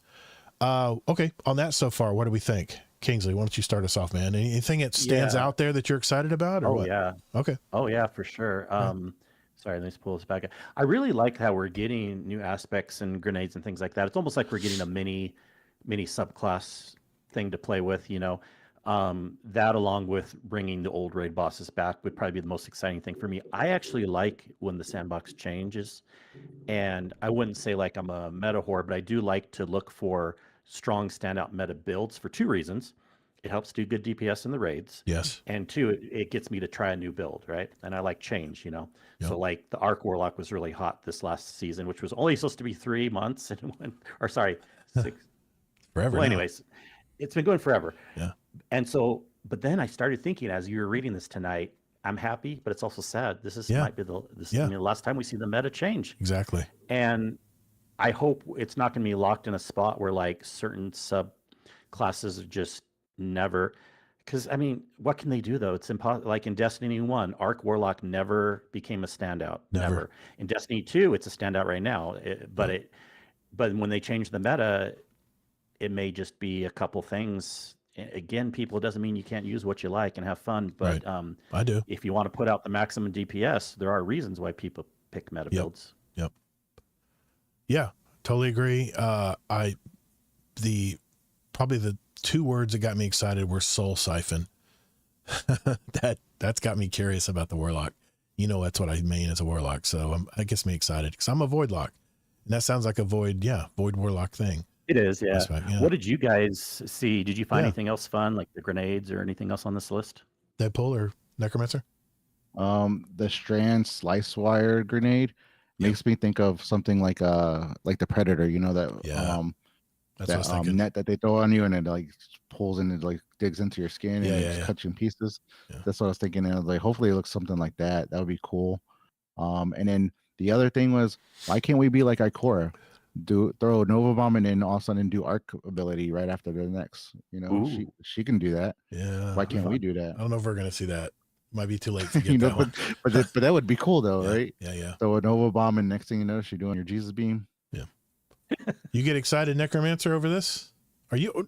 I'm actually amazed by everything we're getting. There's a lot of stuff here. It is a lot. And if this game's coming out of live service, and yet they're pumping this amount of stuff into it for us, it gives plenty of new things for people to try, set up and use. I think it's great. We're going to be busy for a while. That's for sure. I mean, we're going Yeah, out, they we're were going kind out of with a bang. saying, yeah, they were kind of saying a lot of these things were stuff they kind of had just behind the scenes, and they're like, they were stuff that was maybe already worked on, or at least didn't have to have a lot of work to bring over the finish line. So it's like, why not add in a lot of these Like things I said, for the final? Sony says, for whatever you the guys are final working thing. on, get it done, get it finished. You got so many weeks, and we're throwing it all out there. That's kind of the way it feels. Yeah. Okay, keep moving. Portal overhaul. All Portal activities are still available to all players via the Portal nodes. I don't think anybody got excited about that. We've taken a deep pass on the Portal's difficulty system to ensure players can approach the ops categories and have fun with Destiny 2 while still being rewarded. We want to remove the choice paralysis. Players should be able to sign in and find the fun activity rather than being mired in stacking. I hated that. Stacking as many difficulty modifiers as possible to earn the best rewards, get the best report card, right? We're expanding our weapon offerings within Portal activities. That's good news. Each experience, solo ops, fireteam ops, arena ops, pinnacle ops, crucible ops, and gambit ops will offer a different pool to earn. We're also updating armors across the Portal with new art and set bonuses and some reprisals too, while adding an exclusive armor to competitive Crucible. Onslaught and Crawls, Contest of Elders, and the Coil have received balance passes on difficulty and length. All three activities will once again feature escalating difficulty over time rather than starting from the highest difficulty from the beginning. Onslaught has been rebalanced to remove revive tokens and get you more scrap more often to bring back that feeling of building up defenses over time. I might try that. Shax maxing has returned. I have no idea what that means. A few weapons will also be making a return, only available through Onslaught. Contest of Elders has been reduced from 4 laps down to 3 to help the activity flow a little bit better. Crucible playlist, private matchers, and balance. This sounded fun to me. We have 3 new game modes coming to the Crucible, one entering our playlist rotation and 2 more available in private matches. The one coming to the main playlist is called Arena.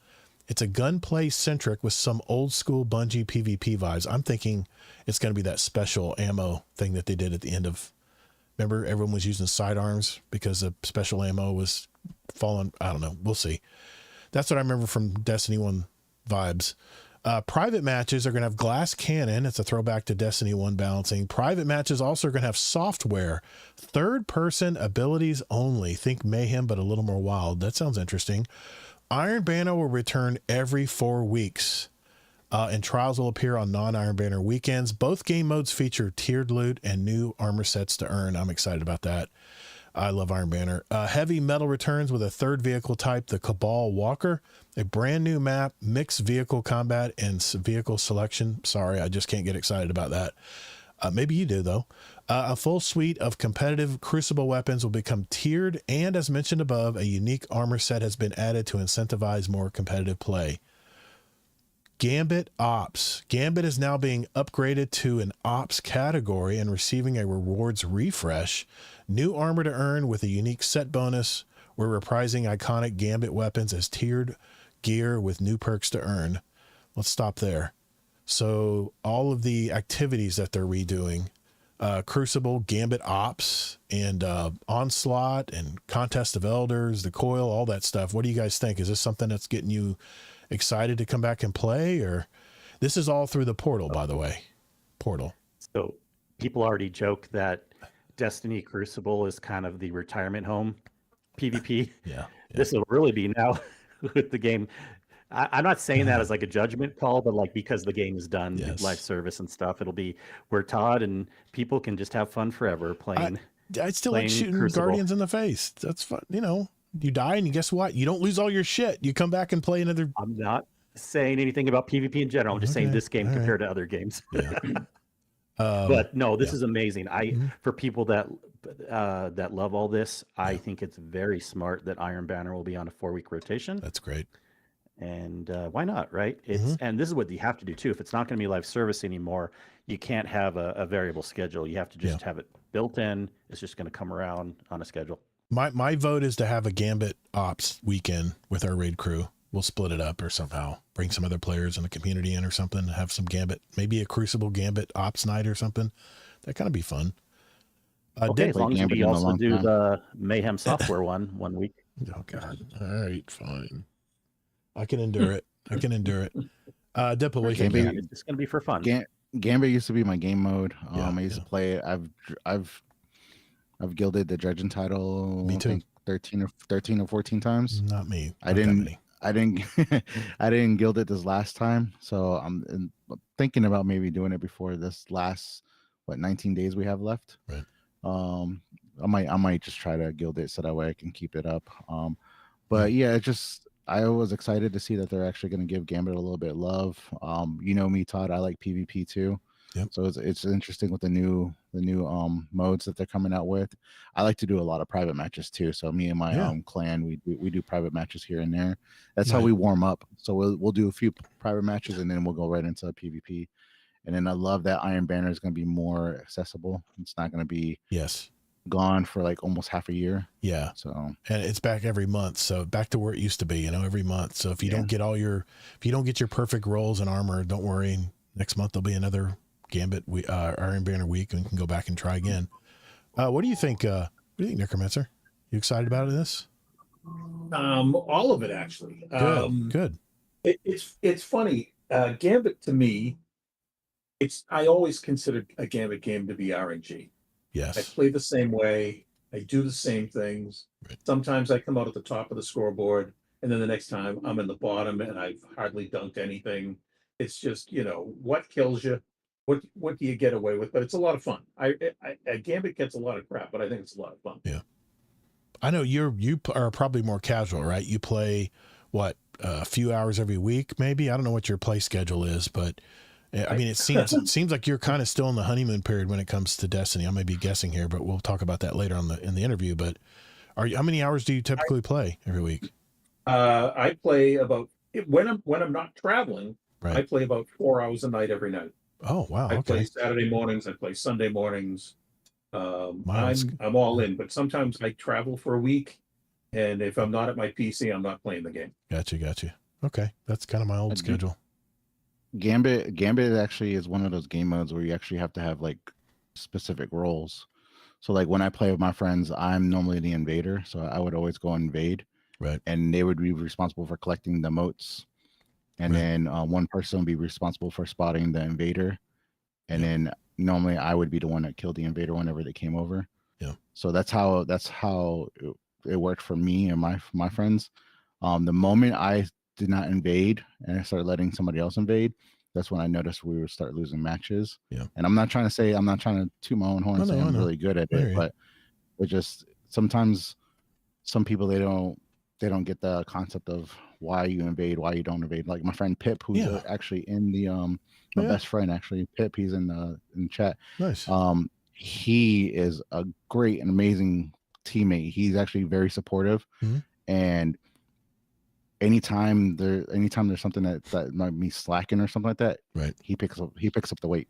He'll go and he'll be like, okay, well, I'm gonna grab motes since this person keeps on dying, or I'm gonna go do this. He do something different. So it's like you just gotta go with a team, and everybody has to have their little roles. So is it me, or were you kind of hoping that Gambit Prime was going to be back a little bit? Because I love Gambit Prime because everybody had their job that they had to do, their role, and they got benefits. They got little game hacks for what their role was. I mean, I like playing Sentry with the gear. Yeah, the gear helped you out. So like.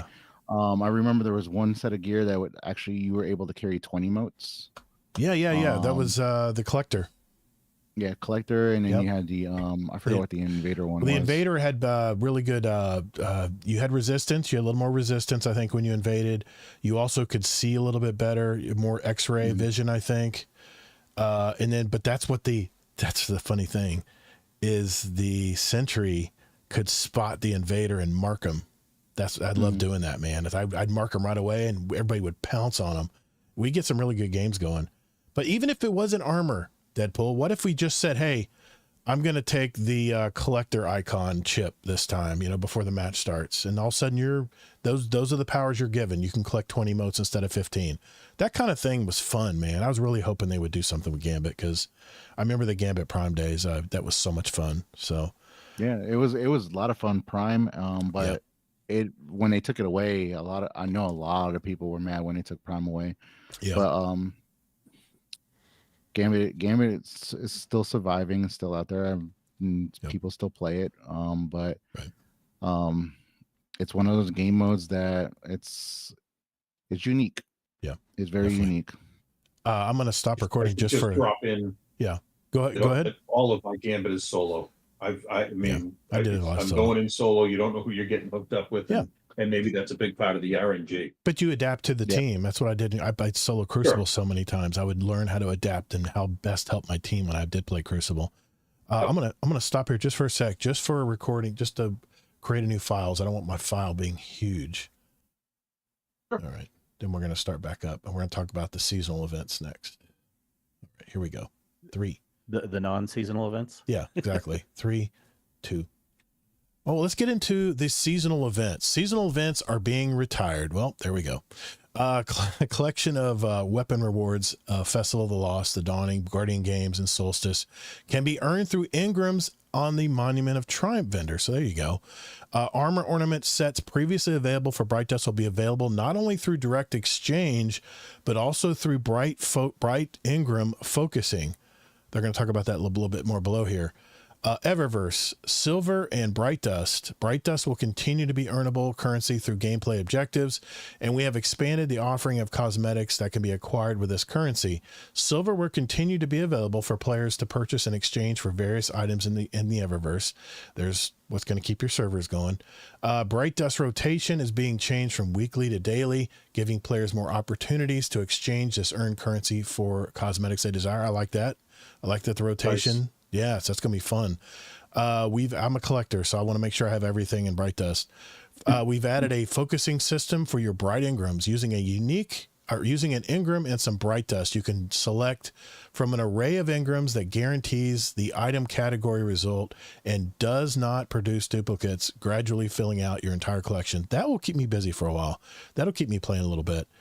They're taking care of us. I mean, they're doing a good job. I mean, they're going out with a bang here, right? I'll talk about that a little later, but Rewards Pass. The Monument of Triumph update brings an updated Rewards Pass, what was originally planned for Shadow and Order, featuring a new exotic hand cannon, armor ornaments, and more. We have an increased number of cosmetic rewards on the pass as well, including multiple ornament sets, ghost shaders, and more. Yes, we said more twice. Look, we put a lot of extras into this thing. We hope you enjoy it. Armor ornaments, exotic armor transmog. Starting June 9th, players may apply common, uncommon, and legendary armor ornaments to their exotic armors, visible in PvE environments. Finally, we can put the drip together, guys. No more ugly chess pieces that totally take away from the theme of your character you're trying to build, Yay. Yeah. And, when they did the half measured exotic to exotic, it was okay, but it wasn't good enough when I was still trying to look through some of my things. I couldn't get I just couldn't get it to fit. It didn't flow. When the chess piece doesn't flow with the rest of it just didn't flow. So yeah. All right. So far on all of that, guys, what do you think, Kingsley? New pass, well, a lot the of main changes. thing interesting to me of all the stuff you read is just in case people are wondering, seasonal events are being retired. You have to if it's not live service anymore, because seasonal events are technically live service things that get added in. Right. So I think it's really cool that you can still get those rewards that were from those seasonal events. They're just into like a loot pool. You just get them some other way. But for me, the main thing out of all that is what I already mentioned. Being able to transmog any armor on your exotic. That's going to be great. I'm excited about that part. Especially for Saturday night raid nights. We'll put different things together. Deadpool, what do you think, man? Pretty exciting? May? What? Yeah, it sounds good to me. I'm looking forward to the hand cannon. I love hand cannons. Yeah. So hopefully it's a good hand cannon. I just want to see how it is. Ornaments. I love the fact that we're going to be able to transmog the exotic armor with pretty much anything. Yeah. That's gonna be cool. I love how I do a lot of my stuff. So I just take my stuff and I just try to match it as best as I can. But for me, it's just all about the shaders. The shaders are actually what make it better. Right. But other than that, yeah, just everything looks good. I'm ready to see what else is going to be in that reward pass too as well, because Yeah, me too. it's going to be it's going to be pretty much the last reward pass for real. Yeah. So like, what is actually going to be in that reward pass? I'm taking you're going to be excited here, NYC. I already am. All I'm sitting here thinking is, the people that work at Bungie didn't make this decision to close this down. Yes. But they've worked their tail off, putting in a whole bunch of stuff here at the end. Right. And, it's great. It absolutely is great. My biggest complaint with the game right now is the damn armor. How many different pieces can I hold of the 5 different types? Right. Of every event in the damn game. Right. I mean, I look at my weapons now, and my weapons are dwarfed by all the armor I have. Yeah, that's the problem I'm having. I didn't like that move, but it is what it is. I got my vault down to like half of what it used to be. I think I had 500 things in there, and it's filling up fast with armor pieces. At least it did. Was getting filled up. So yeah, armor's the new thing you have to hang on to. So, yeah. My second account's at 600 already, Todd. Jeez Louise, man. Well, I like the rewards pass because that's something that was a wish list I had a long time ago for Destiny 2, is give us rewards for just playing anything in the game. And that's what the reward pass does. Whatever XP you get, it bumps up a little closer to the next reward, and, yeah. So I've always loved that. I paid the $100 every year. Exactly. Me every too. Year, me too. Just to have it. Speaking of packages, Destiny 2, the collection, where you're going to be bundling all Destiny 2 content packs into a singular purchase available on June 9th. This includes campaigns, dungeon keys, and the 30th anniversary pack, and more. Individual content packs and expansions will also receive permanent markdowns in June. So they're still going to make money. I mean, from people who fall into the game and decide they want to try it out. I mean, yeah. And one more thing, Sparrow Racing League returns. Sparrow Racing League, SRL, returns as a permanent addition, reopening tracks from the original Destiny experience and adding a new space to race opponents on. We've created a new unique weapon set to earn by competing in races. Armor sets return. I love the armor sets. They were always so slick looking. They're going to be returning with new set bonus and numerous cosmetics, including horns. Will be the damn horns. Yes. People's going to be bugging the shit out of me when I'm doing patrols again. Be freaking honking their different horns at me. Deal with it. I will. They will be available to earn. I got to admit, that was fun. And we're going to have a full breakdown of SRL in the coming weeks. So it'll probably be in one of the multiple, dev articles are going to be coming out. And we'll be bringing that up next week once we get more of that. Yeah, real quick on that. I mean, some people may not know exactly what this is, in case, even though they've heard about it a million times. Mm-hmm. I'm medium excited. I mean, I had a lot of fun in it, but I sometimes feel like people think, from the people that are excited that it's coming back, like it's going to be the best thing since sliced bread. And when they see it, they may be like, because this isn't like a true racing game like you're used to with other games, but it's still kind of a fun thing. And what it was is basically like these tracks that are just in these little public area, like world areas, and you would race your guardians, and you had like little blue beams you could go over to get the speed boost. Yeah. And then just see who won at the end. And it was almost like Star Wars. You'll have enemies. Yeah. That's right. Yeah, they would shoot at you along the way. The question remains, are they going to put the forklift in the same damn place? That's going to be the question. Of course they are, if they're doing the returning maps. Yeah. I'd be so far ahead of everybody, and then slam, I forgot about the damn forklift, and everyone would blast past me. Of course you forgot every time. It only took me one time to not forget about it. Oh my God, those are the frustrating days of SRL, but I had a lot of fun doing it. Or when they flip the map, then you were like, yes, oh no. Yes. Yeah. I remember that too. Yeah. I think people who have not played Destiny 1, are going to really love SRL. I think it'll be a great addition. In fact, that you can earn stuff too. Probably have its own track, I'm sure. I hope they fix some of the little bugs. So remember in D1 we had some little bugs where like if you got too close to the edge, your sparrow sometimes will fly off the map and then you just like blow up. Yeah, I remember that. Or Yeah, sometimes we'll like see. if you're clad into somebody else, they go flying. I feel this was going to be something they were going to add later in whatever. Yeah. Whatever. I think this was a big thing. Mm-hmm. I think this was part of Sony saying, pack it up, put everything out. Let's go. Whatever you built, throw it out. I wonder if the new Sparrow Racing League map is going to be one of the Star Wars ones. Oh, I don't know. Interesting. Yeah. That would be nice. Yeah, I could see that. Okay, one more thing here. They close out. They say TWIDs and developer insights through launch. Each week through launch, we'll be diving a bit deeper into each subject through a mix of developer insight articles and in This Week in Destiny updates. We're spreading things out a bit to avoid the massive walls of text and information overload. Thank you for that, by the way. While giving out our teams time to test out last-minute tuning and go through the testing phases.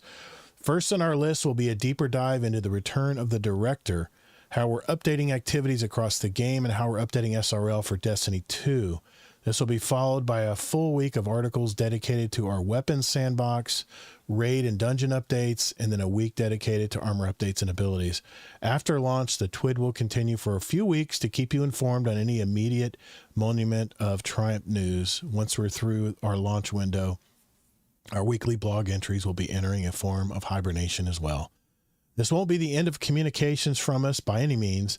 We'll still be keeping in touch with you and sharing community highlights through our website, social media channels, Discord, and other outlets. Once we have more news to share on Destiny, you'll be the first to know. Key piece of information there.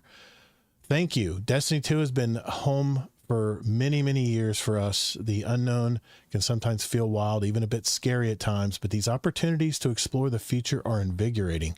That again is a cryptic message for me. As we look ahead, our commitment remains the same to make games you are excited to play. From all of us here at Bungie, we cannot thank you enough for joining us on this journey throughout the Sol system. You'll still find us Starside for years to come. What does that mean? What does that mean, Bungie?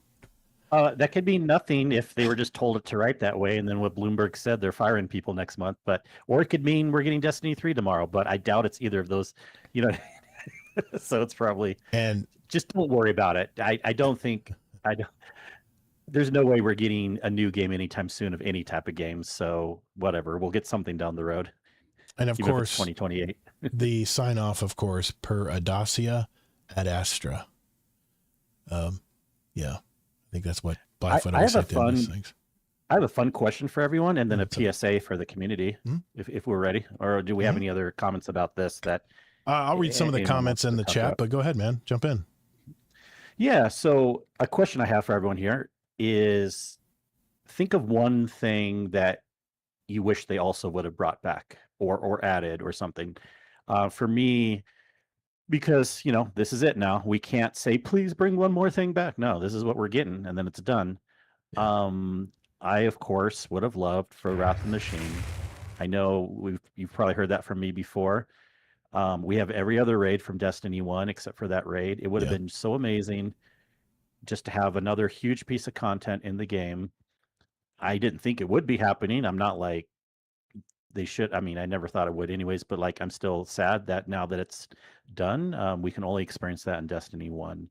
But you guys, do you have anything you wish they would have added to this update that I definitely do, but I want to give our guest a chance to answer first. What do you think, Necromancer? Anything you thought you were hoping they would bring? They've done so much here. I would have hoped that they brought back all of the locations that they took out of the game and put in a vault. All of it. Yeah. Yep, and that's a popular one. We got Kilvin in the chat, Red Warren Forsaken. Zombie says Leviathan. Yeah. What do you think, Deadpool? What about you, Deadpool? I would like a lot of the older strikes, like the brothers. Yes, I would like the brothers. Yes. I would like the one with Ashamir. I forgot the name of that dungeon. Yeah. I would love them to actually bring back Siva. actually have the SIVA maps. That would be so cool. So that way, people that haven't experienced D1 can actually experience what it actually looked like with SIVA around and the SIVA enemies. And I only did Wrath of Machine, I think maybe 2 times. But I think that would have been a good one because they brought some of the mechanics from that into the Pale Heart for the what's that one heavy trace rifle? I forgot what it's called. Microcosm. They brought back some of the mechanics that were used in that raid in that in those, which we still got to take you through it, Todd. Yeah. So yeah, I think those are some things I would like. I like the old strikes and some of the old stuff like that. The thing I was really, I mean, there's so many things that I wish they would bring back, but the one thing I wish they would have brought back is the Dreadnought. I'm not the Dreadnought that we saw. I'm talking the full Dreadnought, because I spent probably the most time ever in the Dreadnought of all the places in Destiny. That was my morning ritual, as I jump in and go run and try to find another crystal for today so I can get the swords, you know. That's what I was really hoping they bring back. But a close second, a Destiny 2 thing, the Leviathan raid. I really miss the Leviathan raid. I think that's a fun raid to play. And it could get a little tough to teach it, because some of the encounters were a little cerebral. I mean, it took a lot of thinking, and you had to think fast on your feet and stuff. But man, all of the underground places in that damn Leviathan ship, that was a work of art from Destiny, from Bungie, because I still got lost down below underneath all those tunnels underneath it. Still got lost every time. I never could find, the problem is I can never find a landmark, something that said, oh yeah, I remember, now I know where I'm at, because all of it looked the same down there. But somehow people would guide me through where I could get through it, but I'd always get lost down there. I always had to stick with the crowd. You know, the little fans that you'd have to turn off to rush through before they cranked up again. I mean, so many cool things I remember from Leviathan. That would probably be my Destiny 2 wish that they brought back. But lawsuits and, all this stuff probably just complicated and muddied the waters where they couldn't possibly bring it back. And not having time. Dropped. Yeah, we have to remember there's no way we were going to get everything back. No way ever, unfortunately. And so I'm even kind of surprised SRL, like what you said, they probably actually were already working on it for some future thing. And so that's why they were able to add SRL. Yeah. But the fact that they're stopping the game, I mean, we can still play it, but they're stopping building into the game. There's no way we could have had everything come back, or else they would have taken another probably year to year and a half with a larger development team than they have now to bring everything back. Right. Because we have to remember, when they took the stuff out too, it was right before they updated the shading engine. So every single thing that they bring back, they have to redo to 75%. Everyone's like, isn't it easy to bring it back? No, they actually have to do a lot of work to bring this stuff back. And they just don't have the time, unfortunately. I hear you, man. And they don't have the staff to do it too. So yeah. Yep, I hear you, man. But yeah, and then I have a PSA for the community. Okay. I mentioned this Discord some too, but in case you don't go in the Discord much or whatever, you're listening to this and you're like, oh man, Destiny, like whether you're the type of person that was done a while ago, done now because you're upset, or will play for another 6 months to 3 years, whatever. Do remember that stick around in our community, because we're not just a Destiny community, and we have a lot of other games too. And even if a year from now no one is playing Destiny too much, I mean, that doesn't mean that we don't have another place to be friends with you at in other games. And we're still going to be doing Destiny raids and stuff all the time, but I do still want people to feel comfortable in the community. We're not just a Destiny community, we're not just another game community, we're both. And stick around and find other games to play with us also. Yeah, that's very true. Division 2. Yep. Well, I say I just picked up Diablo. Of course, Diablo, I'm still playing I'm still playing the game that shall not be named. But I mean, I've branched out quite a bit. I got Crimson Desert. The controls are just driving me crazy in that game, but I'm trying to fight through it and learn more about how to play it. I realize it's a lot. There's a big game there. Think about it. We got plenty of time now to try all those games. There's no more FOMO, no more worrying about missing something in Destiny, because I don't know. just to wrap things up tonight, I'm going to play through this content. I'm going to play through as much of it as I can. If there's something I just don't want to do, I'm not going to do it. I would like to get the Monuments of Triumph completed and get the title or whatever it may be. But I'm looking back at my all of my accomplishments in Destiny 1 when I go back and revisit the Destiny 1 game, and all of those books that I completed and stuff really just don't mean anything to me anymore. It's nice to reminisce, all the stuff I had to do to get those books done. But my goal going forward for at least the next 4 or 5 months, 6 months, maybe the end of the year, is I'm going to literally take my time through this content that they've laid out for us. And I am just going to reminisce and enjoy my time playing it, because it always seems like when they drop content in Destiny 2, everyone is in a mad dash to get everything done. And for the first time, they're dropping content that we're actually encouraged to take our time and just enjoy it as we play it. And that's the way I'm going to think of Destiny 2 ending. So very different feeling than I had when Destiny 1 was ending. So, but I do want to stick up and say you can also enjoy your time if you're going fast too. There's nothing wrong. I'm not. Yeah, for I'm just the type of person that likes to go fast. Just saying for me, I'm going to take my time. I'm going to spread it out amongst other games, and I'm like having a renaissance right now in video games. I'm really seeing what other games are out there now, since I've been so sheltered as a Destiny player. I'm seeing what other games are out there, and I'm just really loving what I'm seeing. And the biggest thing for me with new games is just learning all the controls and learning the basic concepts of the game.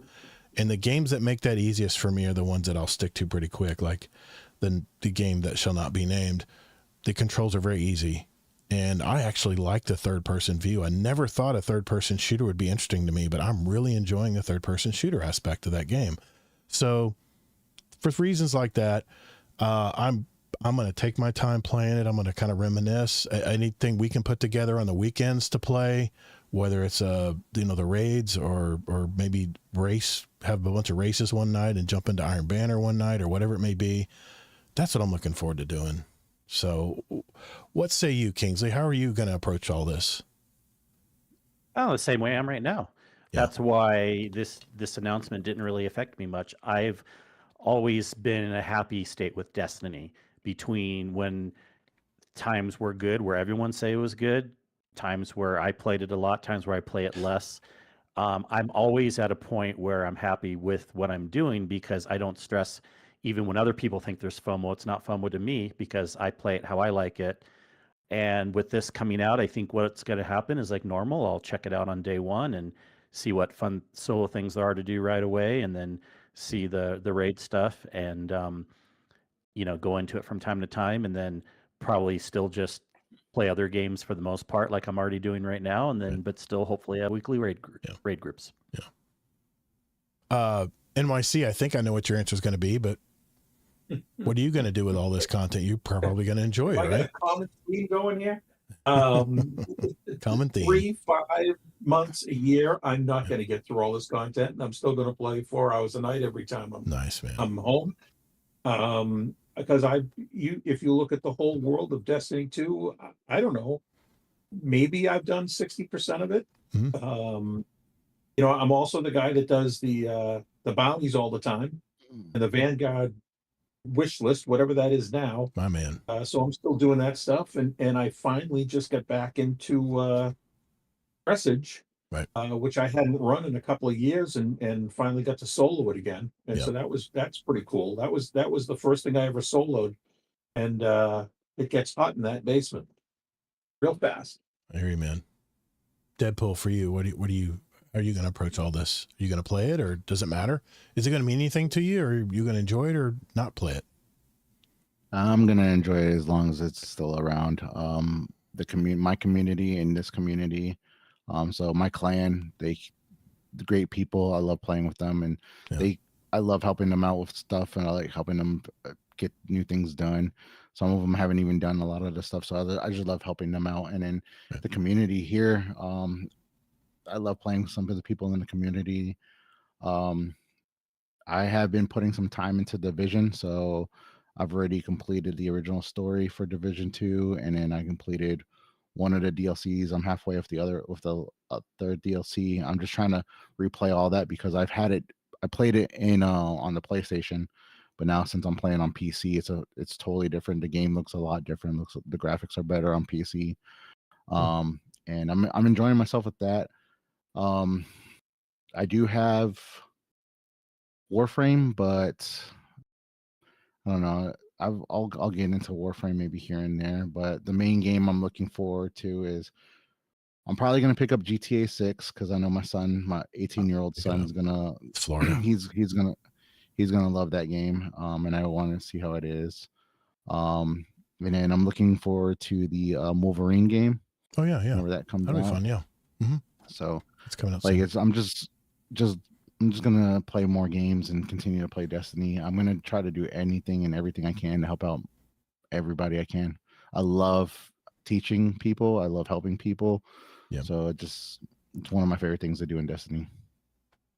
And then I love build crafting, or not build crafting. I love doing I love setting my characters up. Like lately, I've been playing Warlock. I'm not a Warlock main. I'm a Hunter main. Yeah, but you're learning a new character. Yeah, it's fun. But I've been doing so much content with my Warlock solo. Things that I've done solo on my Hunter, and it's like I feel like I'm very squishy on the Hunter, but with the Warlock, I just feel like I don't know. It's a different ball game. Like I can do a lot more. So cool. Yeah, because of all the buddies, it's a little too easy. Yeah. Yeah, my Arc buddy and my Solar buddy. We're about to go over to our interview segment. Any final words, Kingsley? Anything else we want to talk about here? We kind of know what's coming. I mean, there's going to be articles next week. I'm sure we'll break those down as they come out. I don't think this week. I mean, I'm sure we'll have more like thoughts to follow up in future shows. I don't know. It was really, I guess it's not like it didn't hit me at all when I read it because I had a good time. And again, it's not ending. It's just we're ending new content, ending live service. So for a lot of people, that's basically ending, but it doesn't mean you as a player or listener should be done playing it. If you're enjoying Destiny, keep having fun. I've had a lot of good memories. I think this probably had to happen, unfortunately, but it's about one of the better situations of all the bad situations we could have had. So yeah, I'll just say that.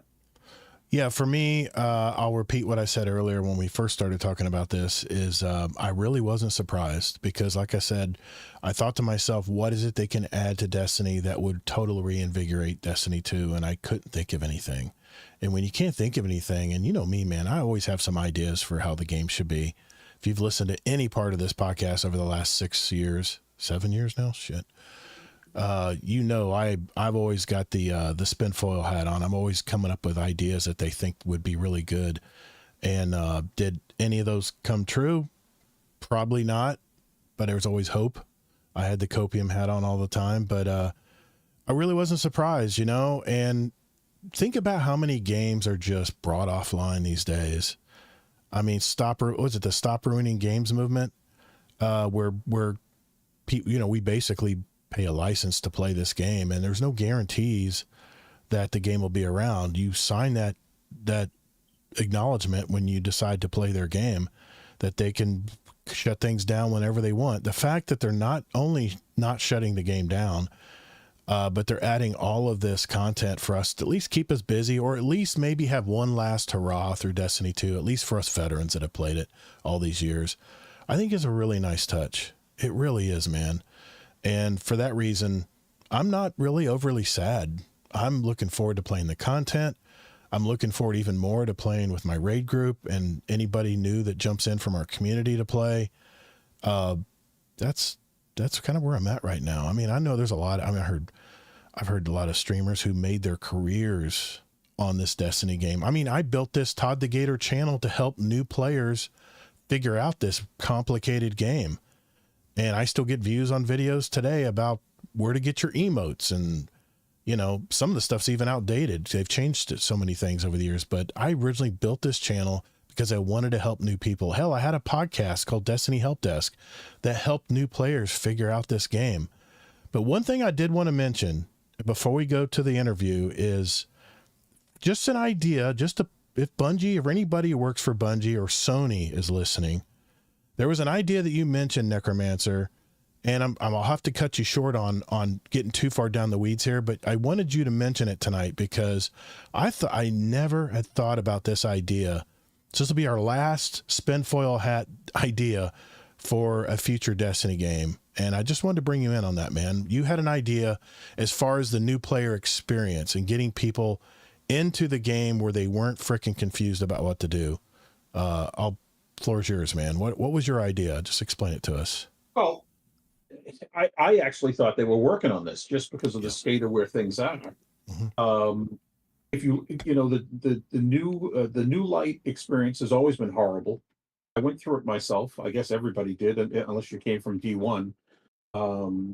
It's a horrible experience. You're trying to figure out things on your own, and I found out that, you know, if I wanted to know what was going on here, I had to watch hours of YouTube a week. Yes. I had to use DIM. I had to use light.gg. I had to use D2 checklist, and then later D2 armor picker. And it's like, this game is a complete time suck.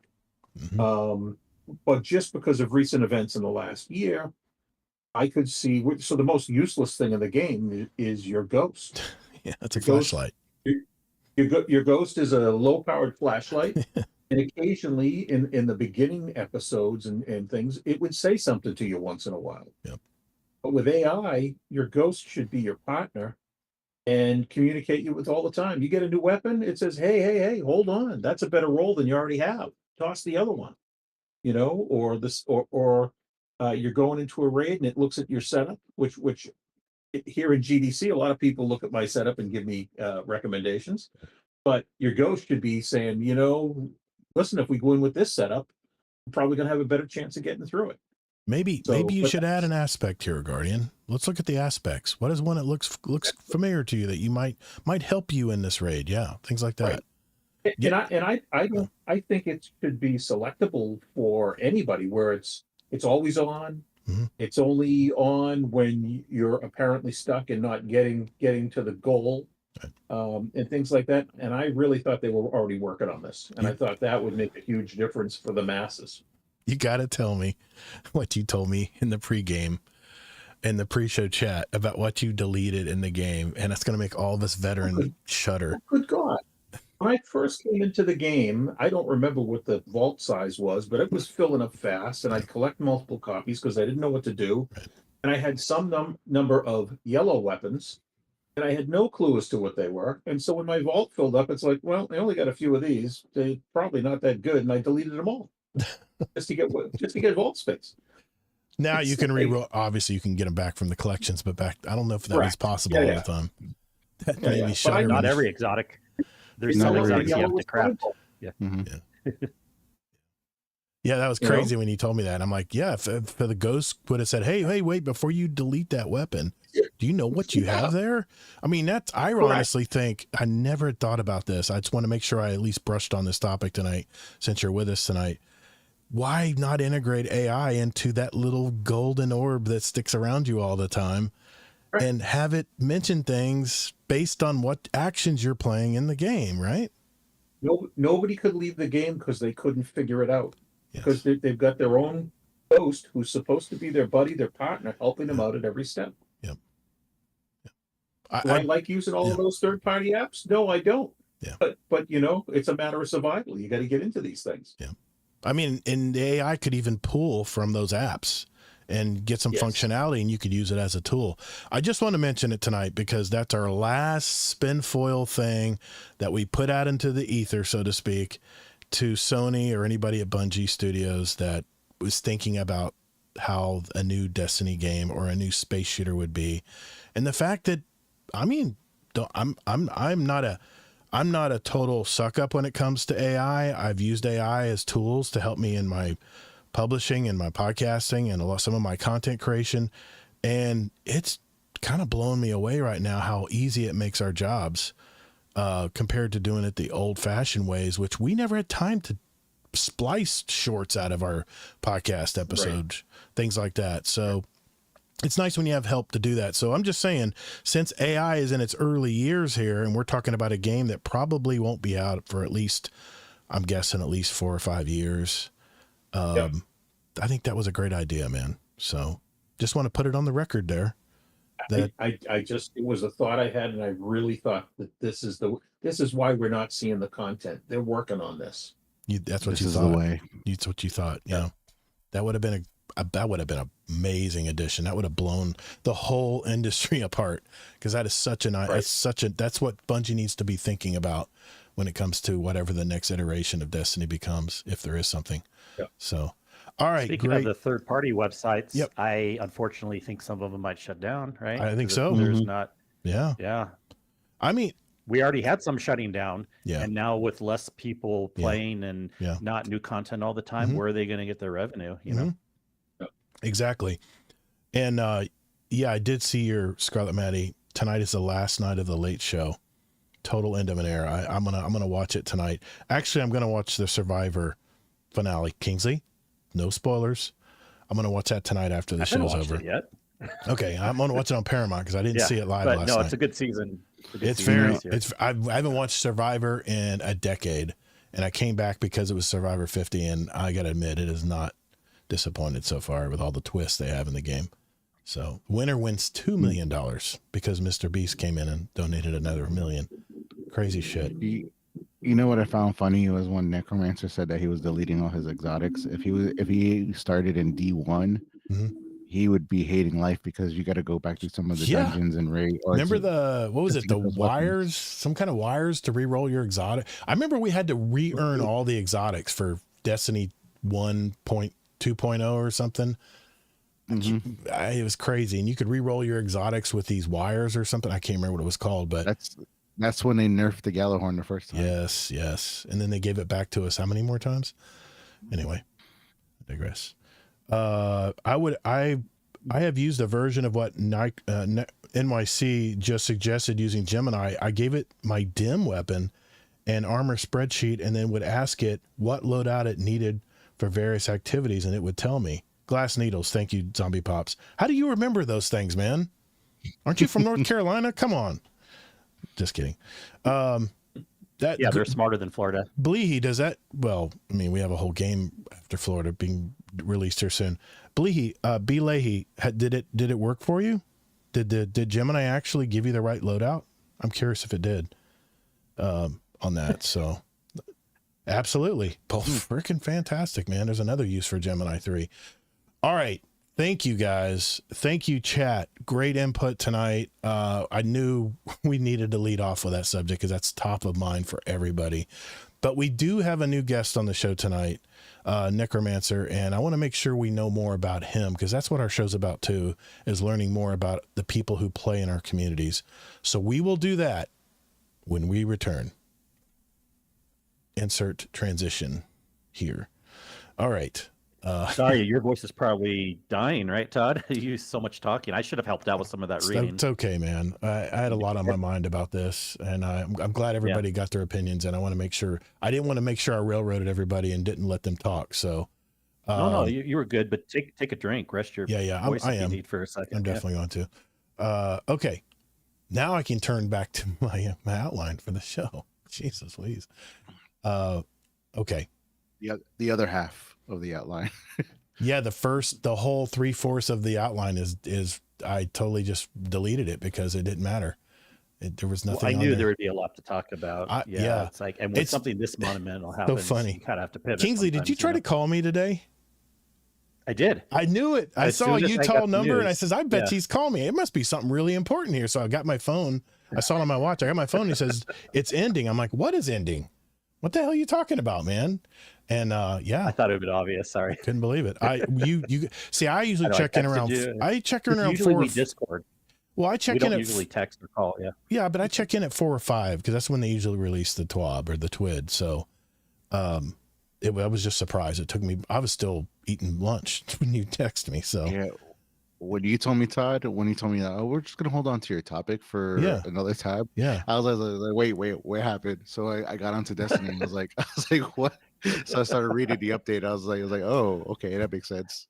Hey, and I'm pushing my topic too. So Scarlet Kingsley knows where I live. He knows everything because he's sent me beer before via what was it? What'd you send it? Was it Uber? DoorDash or something. I don't know. Uber Eats or something. Yeah. Uber. Yeah. Yeah. I was freaking out, man. I was like 10 o'clock at night. He was on the show and I got a doorbell ring. I'm like, what the hell who's at the door? Back then we didn't have doorbell cams. And I'm like, what the hell? A guy opens a door and he's terrified that I'm going to shoot him because we live in Florida. And you knock on someone's door at 10:30 at night. A gun's going to be visiting you. I'm sorry. It's Florida, man. Stand your ground laws. That's all I'm saying. Still think it's funny. You never DoorDash that late at night? I never do. No, dude. I don't do a lot of DoorDash, but it was freaking me out. And I was like, how the hell did you get my address, dude? Anyway, it's probably not hard to do. All right. Let's learn more about Necromancer here. All right. This is terrifying. Oh no, it's gonna be fun. You've already heard the questions. It's not any support. We got no gotcha questions here. You've already heard them for the most part. So yeah, it's fun. Right. It's fun. It's gonna be fun. Yeah, just relax, man. Yourself. Just speak from the heart, and we'll go from there. All right, here we go. 3, 2. Okay, boys and girls, this is the portion of our show where we get to know our new member, our new guest tonight, and that is NYC Romancer or Necromancer. And obviously, I'm going to ask you where you're from. But are you originally from New York? Are you a real New Yorker, or are you a transplant? No, a transplant. Okay, where'd you transplant from? If you ask me, I'd say I parked the car in Harvard Yard. Okay, I got you, Boston boy. Okay, got you. Yeah. What? So explain. I kind of know what you do for a living. You've kind of talked. We've talked a little bit, but explain to the chat. And the show, what is exactly what you do for a living?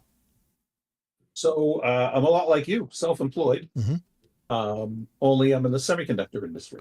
Wow, what a business! So I used to be in manufacturing in semiconductors, and then I got into sales, started my own business, and sell capital equipment, materials, supplies, services, the whole bit. As a manufacturer's representative. So okay, so you're like a middleman.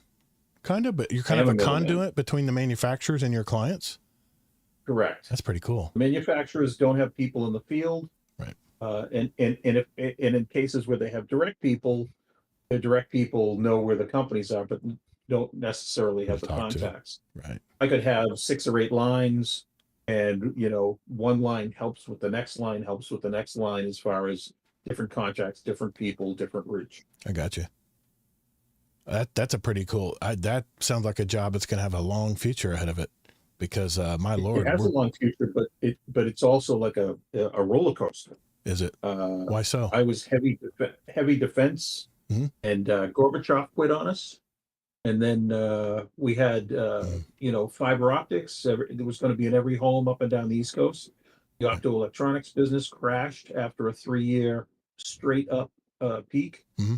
And now, and then we lost all our jobs to China, mostly China, that's right. But also other parts of Asia, and that's been a big hit. Boy, yeah.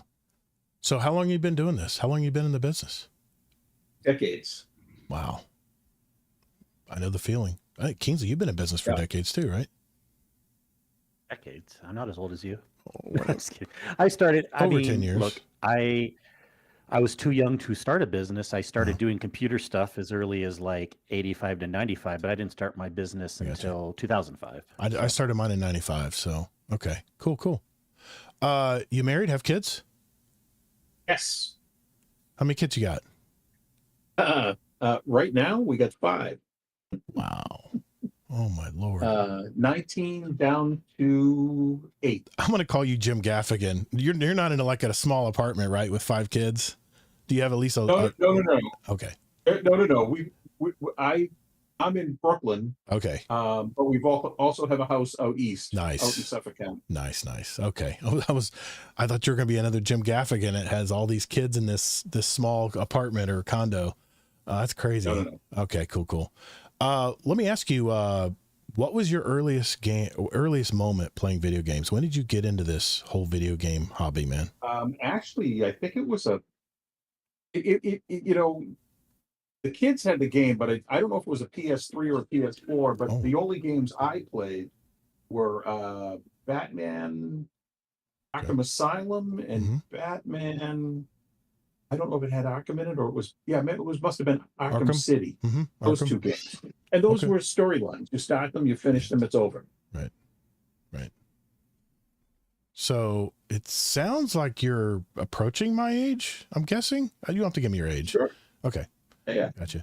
Okay. So you're a late bloomer to gaming. You didn't grow up with games like I did. I did not grow up with games. Okay. No. All right. All right. Interesting. Actually, the kids were playing games first. Right. Gotcha. You weren't an arcade guy like me. You weren't like putting tons of quarters in the machines. I'd go into arcades, but I never mastered anything. Yeah, I got you. Well, I didn't say I mastered stuff. My wife, out of everybody I knew, she actually reset the Space Invaders machine. Really? Once. Wow. She didn't play it much, but she got on this thing one night, and by the time she killed it, there were like 8 people around watching her, and she's shy as all get up. Yeah. But she reset the machine. That was my very first video game. That is hard to do. You guys don't realize how hard those games were to reset, to run roll credits on. They were really, really tough back in the day. There was no gimmies, man. That's really impressive because that's a hard game, man. That's a hard game to play. So she could never do it again. She was just in the moment. She was in the zone. Yeah. Nice.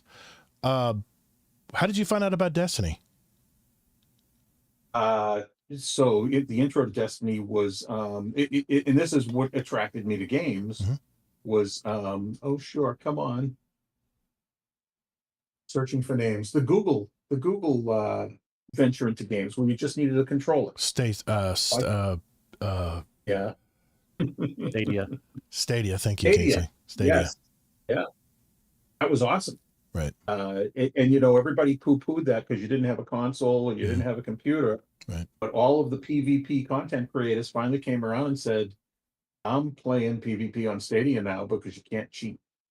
You're being put into a Stadia lobby because we didn't have the crossplay. Yeah. And your software was not local. Your software was on Stadia. It was on Google service. So they championed it for PvP. Is that still how you? I mean, do you play on a cloud service or do you play on a console? Yep. I'm doing Steam now through my PC. Steam. Okay, gotcha. Okay. Yeah. Is there a time in Destiny 1 or Destiny 2? And you said you did play Destiny 1, correct?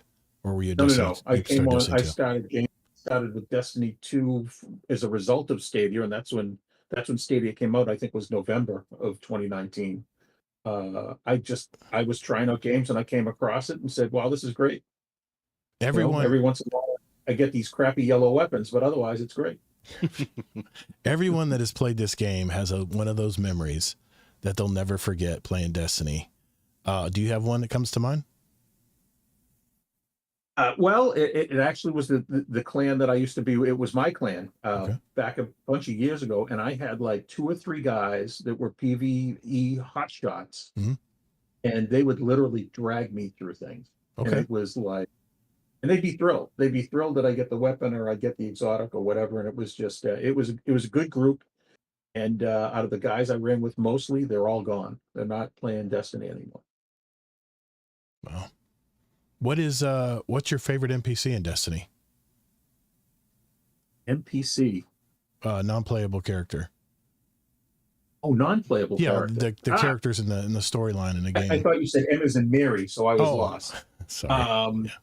Actually, Eris Morn always has been. There's a lot of mystique there. I don't know why more people don't say Eris Morn, because she's smart as a whip.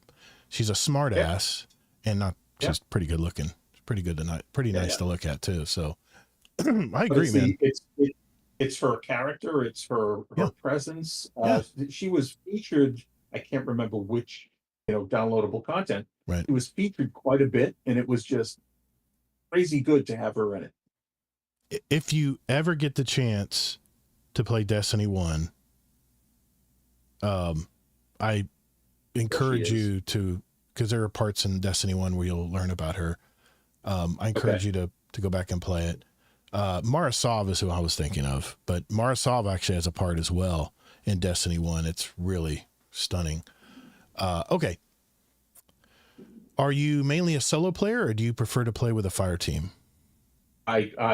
I'm always a solo player, but because of GVC, so even over my clan, right, there weren't that many raids that were played. Occasionally, every couple of weeks, and I have an opportunity to log into if I'm here, up to as many as 2 raids a week, and that's awesome. Well, I mean, that's great. And the people I've run with are, I was giving in my clan, but I don't have any talent. So I was giving, I'd spend a lot of time with new lights. Right. And now I've got Sherpers that just know the game inside and out. And Kingsley's one of them. Ronan, Fluffy. I'm going to miss people. I know I'm going to do it. Ron's a great Sherpa. But number one in my books is Allocate. She is very patient. She puts up with a lot and she gives a lot. And I just think she's fantastic. Just don't cross her. She gets quiet, Run. I made a comment one night of raiding and she got quiet. I'm like, I think I stepped over. You don't want to hear how I showed up to my raid last night an hour late? An hour late? Late. I had the wrong time. Oh. It was a 9 and I thought it was a 10.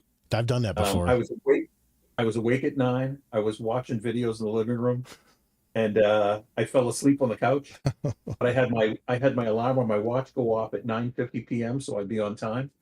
I got on the computer by 9:55 and I jumped right into the raid and they were counting down and I'm like, what?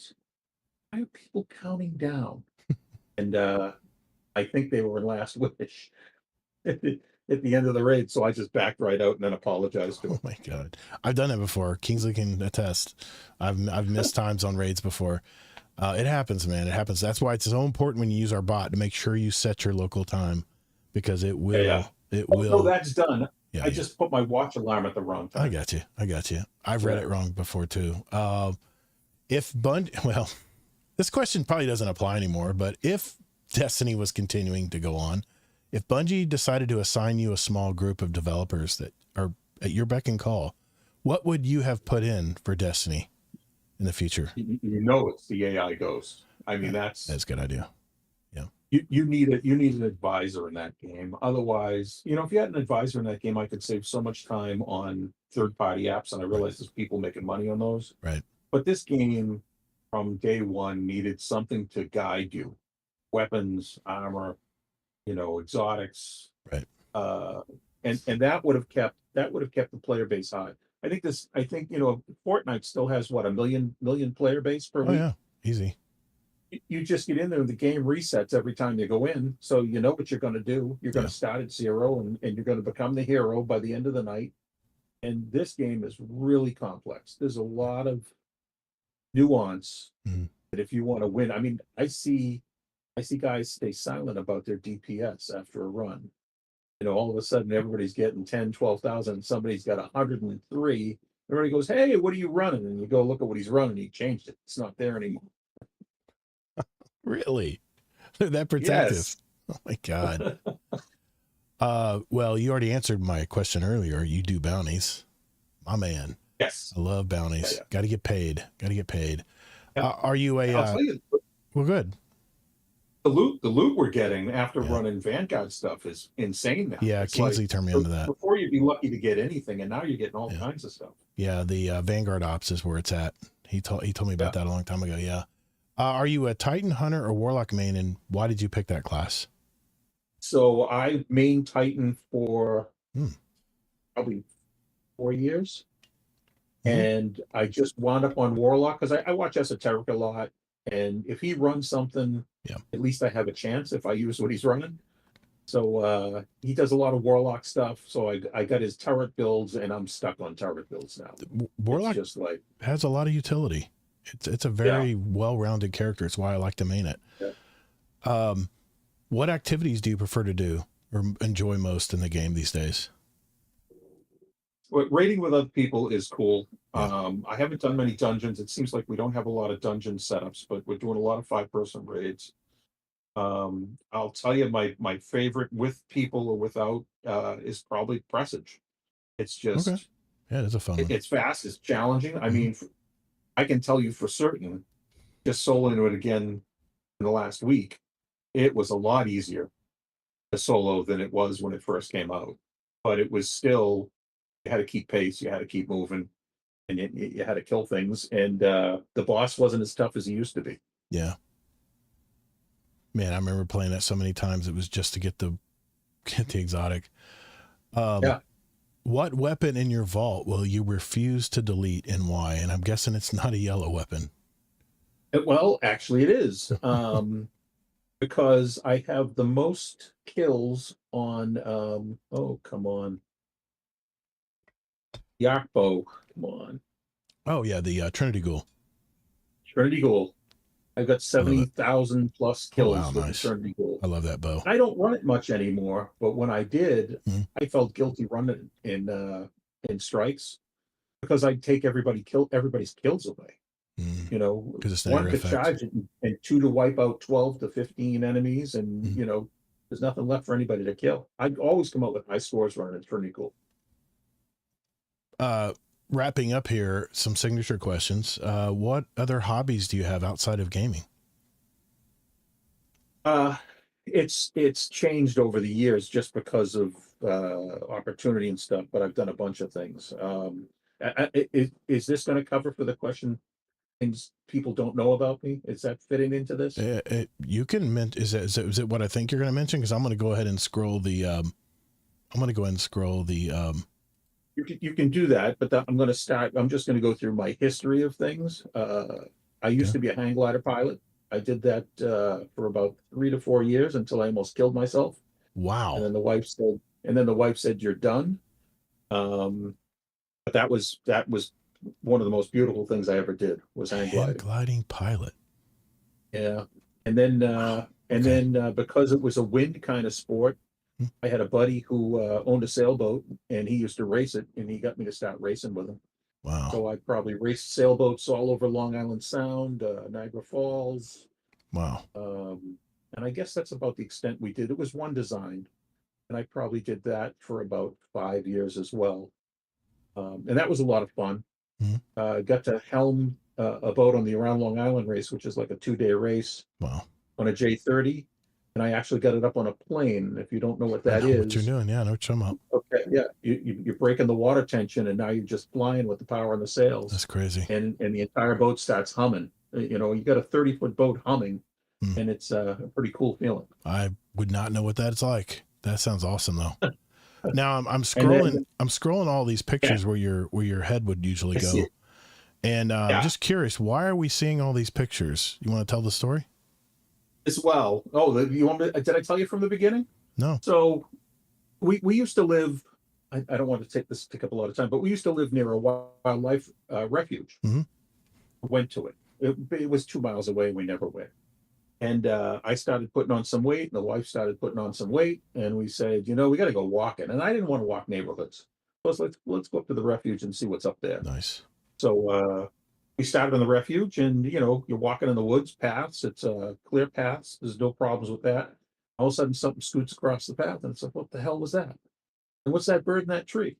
What's going on here? So it starts with binoculars, and then there's a debate about who saw what when they had the binoculars. So then no proof. It went to a camera, and then the camera, the initial camera, which I thought was a good camera, the lens wasn't good enough. So there was still a debate as what the hell is in the photo.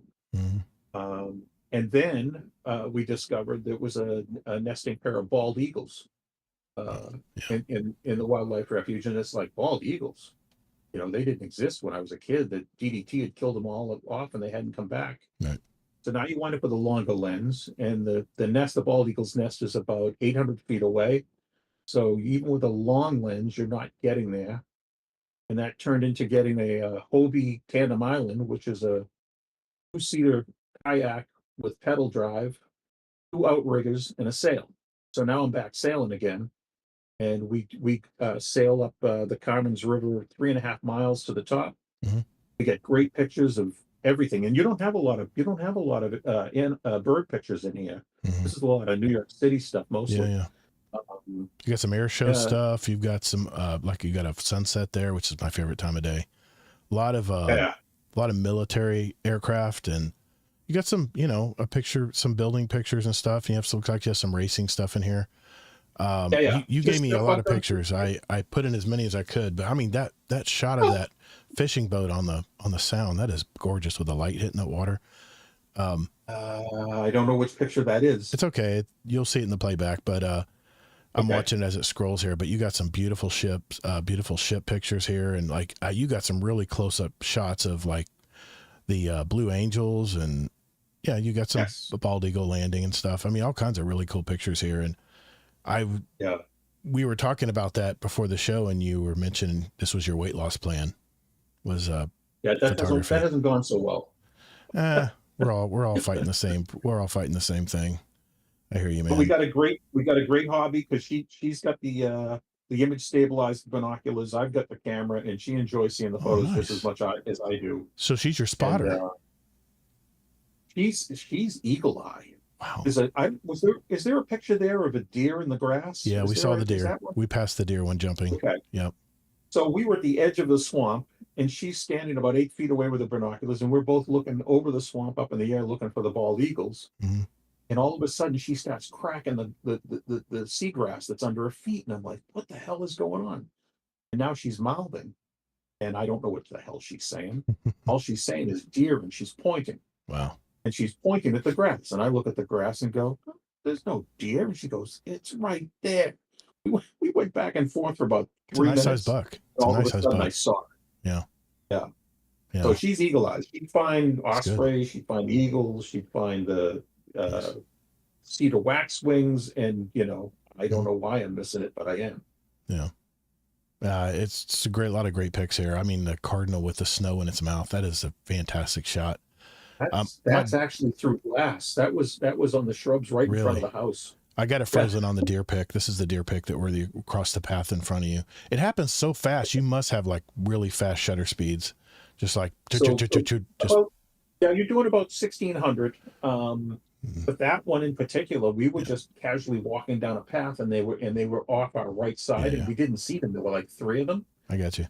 The problem is you're trying to use autofocus, because manual focus a running deer that's running away from you from the side is near impossible. It's tough. So I got a bunch of bad shots on the first one. Right. And then on the second one, I knew where he was going. So it's just like I'm waiting until he comes across the path. I got you. And got him.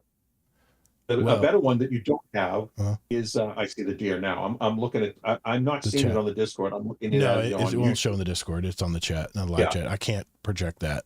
It's part of the software. So the one that was great is she saw an American bluebird. She went off to go to see if she could see that with her binoculars better. And I'm standing on a fallen tree, and I hear giant splashes, and it's like, what the hell was that? Nice.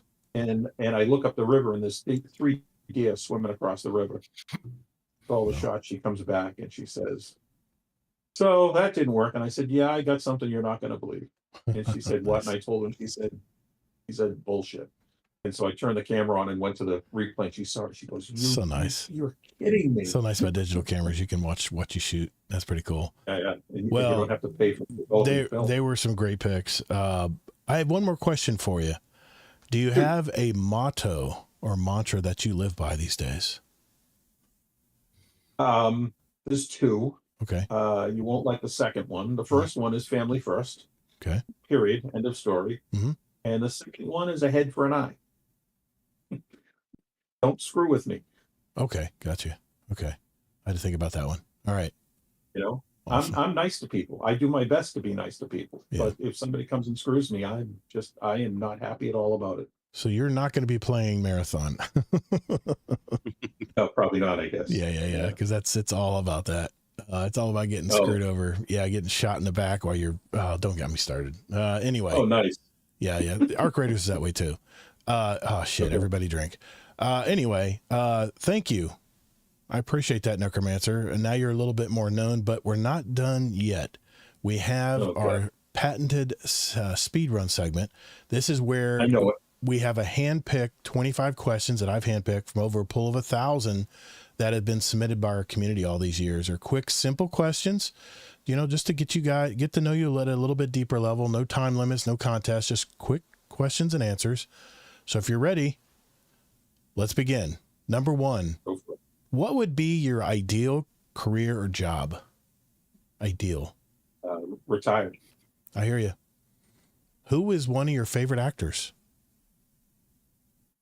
Tom Cruise. Nice. What is your favorite Destiny exotic from Destiny 2?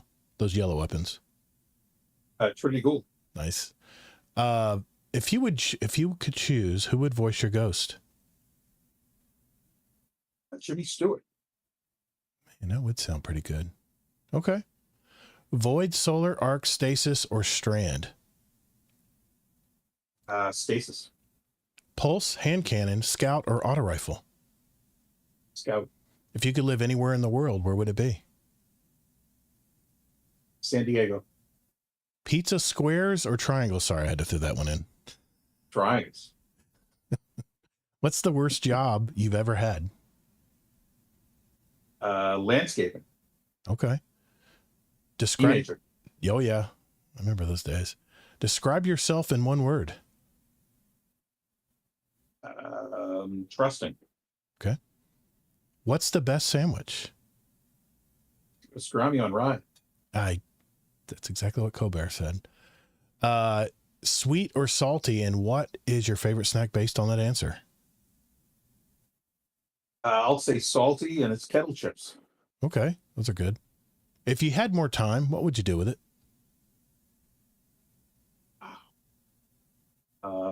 Travel more.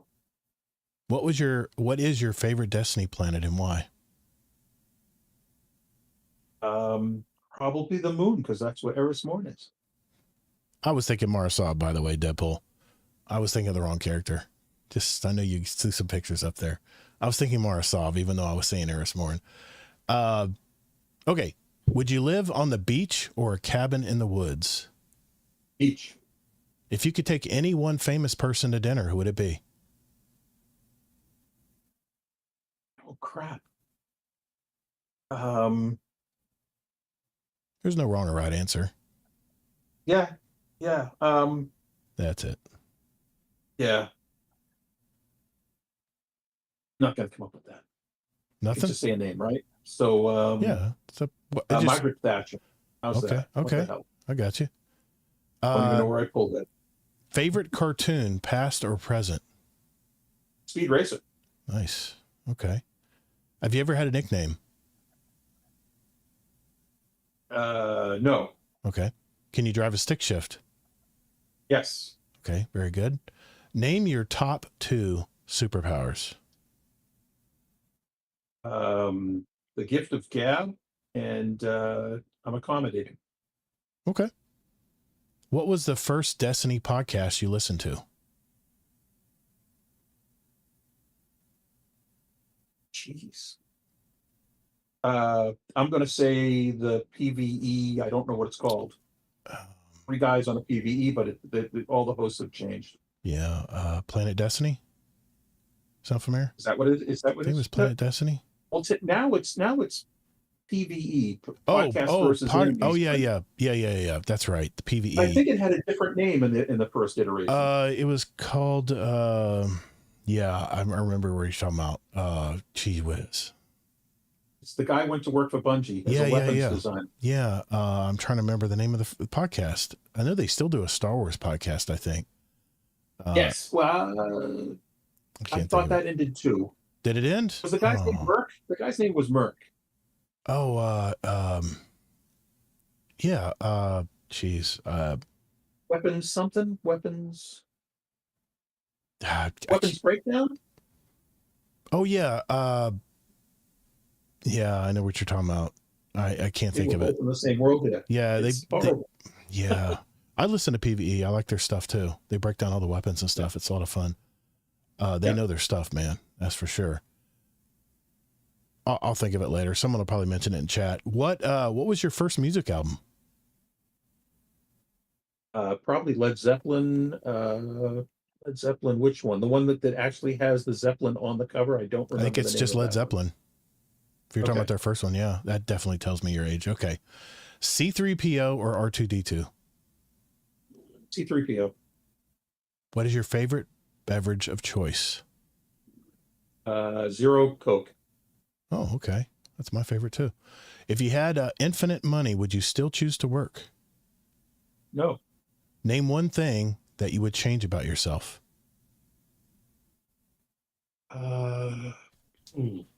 I'll say weight. Okay, that's a good one. Yeah, that's one on my list too. I had an extra one in there. I snuck it in there. I didn't tell anybody. Well, Necromancer, you now have completed the speed run. Thanks for playing, sir. We appreciate it. Thank you. I've got a question out there for all our listeners and watchers. If you have a speedrun question that you think we should ask our future guests, let's hear it. Go to our 2027 speedrun channel, submit your question. And at the beginning of 2027, we're going to have 2 more drawings for a $25 Amazon gift card. I mean, what do you have to lose here? Let's hear it. There's 1 entry per member. We'll go into the drawing on the wheel spin online. We'll do it live, but you can submit as many as you like. Thank you and good luck. All right, before we go tonight, let's catch up and just see what everybody's been playing, what everybody's been doing, especially with our guest co-host tonight. We'll do that after this. I can't remember the name of that podcast. It's driving me nuts now. Weapons Breakdown? Weapons Breakdown and Firing Range. Yeah. No, a couple different. Firing Range was another one. I know. Fire Range was Cool Guy and Yes, Fallout Plays. Yeah, that was a short running. Yeah, it was a PvE podcast. It was the predecessor to Podcasters versus Enemies. Okay. It was Zombie will know. Zombie's still here? They would always break. Yeah. They would always break down. They were always really good at breaking down all the weapon stats. It was something breakdown. I thought it was Weapons Breakdown. Weapons breakdown? No, I think it's something else. All right, I'm gonna go crazy. It was something like that. Yeah. But real quick, since we're on a pause, my man, San Diego. I grew up in Southern California. I didn't live there, but that's where I would pick too. Do you? Yeah. I assume, have you been there for chip reasons, like visiting Qualcomm, or why do you pick San Diego? Many times. Over the years, I've probably been to San Diego closer to 10 times. There's a friend we used to play with. He's a very high up VP in Qualcomm, but I love San Diego also. Yeah. Yes. So there's a lot to do. Yeah. Did the whales make the slideshow? I have no idea. I don't. We don't know. I don't know the slideshow, but I looked at the pictures in general. Yeah. But, no. yeah. The hippopotamus, I think, was in there, and okay, that was San Diego. Okay. And the whales was San Diego. Okay. Nice. One was a blue whale, and the tail fin, and the other 2 were humpbacks. Gotcha. Do you remember the host, Zombie? Remember the name of the host? It was Merc and Yeah, Merc and it's Destiny Breakdown, by the way. That's the name of the podcast. Destiny Breakdown podcast. Yeah. Yep. Merc, and I remember the guy's voice, but I don't remember his name. Yeah. I can't remember. What? We're caring about their names? I thought we were kidding about the podcast name. No, it's the other Destiny guy was Breakdown. Kid Ketcha, wasn't it? Kid Ketcha. Yeah, that's it. Kid Ketcha. That's it. That's it. Yeah. I thought you were still worrying about the podcast names. No, I used to listen to them every week because they were just like the PvE guys. They break down everything in Destiny, and I was such a Destiny nerd. PvP guys. Yeah, they were PvP. Yeah, they were PvP, and yeah, the other guys made the spreadsheets for the PvE stuff, and that's why it was perfect fit for them to take over the podcast. So, actually, I found you through the podcast. Nice. If I drive from New York to New England, it's like 4 hours each way, and I just that's perfect. That's one episode. Podcast thing and searched for Destiny and tried them all out. Yours is a very good show. I don't have to say that because I'm on it. Thank you. But I 3 hours long. It's got to be a long ride, or I'm never going to finish it. Yeah, the way I actually listen, hard to believe, I know, but I actually listen back to our podcast every week because I like to hear our conversations, because when you're editing, you kind of miss all that. You kind of just fly over all the dialogue and you're just trying to get the ums and ahs out and the background noise and all that stuff. And I like actually sitting back because honestly, the new format for me is exciting. I love listening to how the arguments are made and all the back and forth and the dialogue and stuff. And I'm so worried about everything in the stream live, running everything live, that sometimes I don't hear everything I need to hear, or I don't have the luxury of sitting back and actually getting into the topic. Sometimes I have, notes in front of me and I'm trying to think how I integrate these notes into it. But, all right, let's catch up real quick here. And then we'll see how much time we have after that. But let me get the thing started up here. Here we go. All right, boys and girls, it is that part of our show where we catch up and just kind of see where what they've been doing, what they've been playing, how's life, anything they want to talk about and catch us up. And since Necromancer's been talking a lot here, Deadpool, let me go to you, man. Catch us up. What's been going on since you've been on the show last, man? Any news? Anything you want to share? Nothing too crazy. Just been working. I work at a school, so Right. we're getting ready for graduations. That's My right. 18-year-old son's graduating soon, so Nice. he'll be off to college. Hmm. I still got the 10-year-old that needs to go to school. I got the 4-year-old and the 2-year-old. Yeah. They've been doing good. We went to Disney not too long ago. Okay. Yeah, just been chilling and working, spending time with family. And you're gonna be visiting your mom. You said in June, or did you say July? July. Okay. On Perfect. 18th to the 25th. Yeah, I'll be in town then.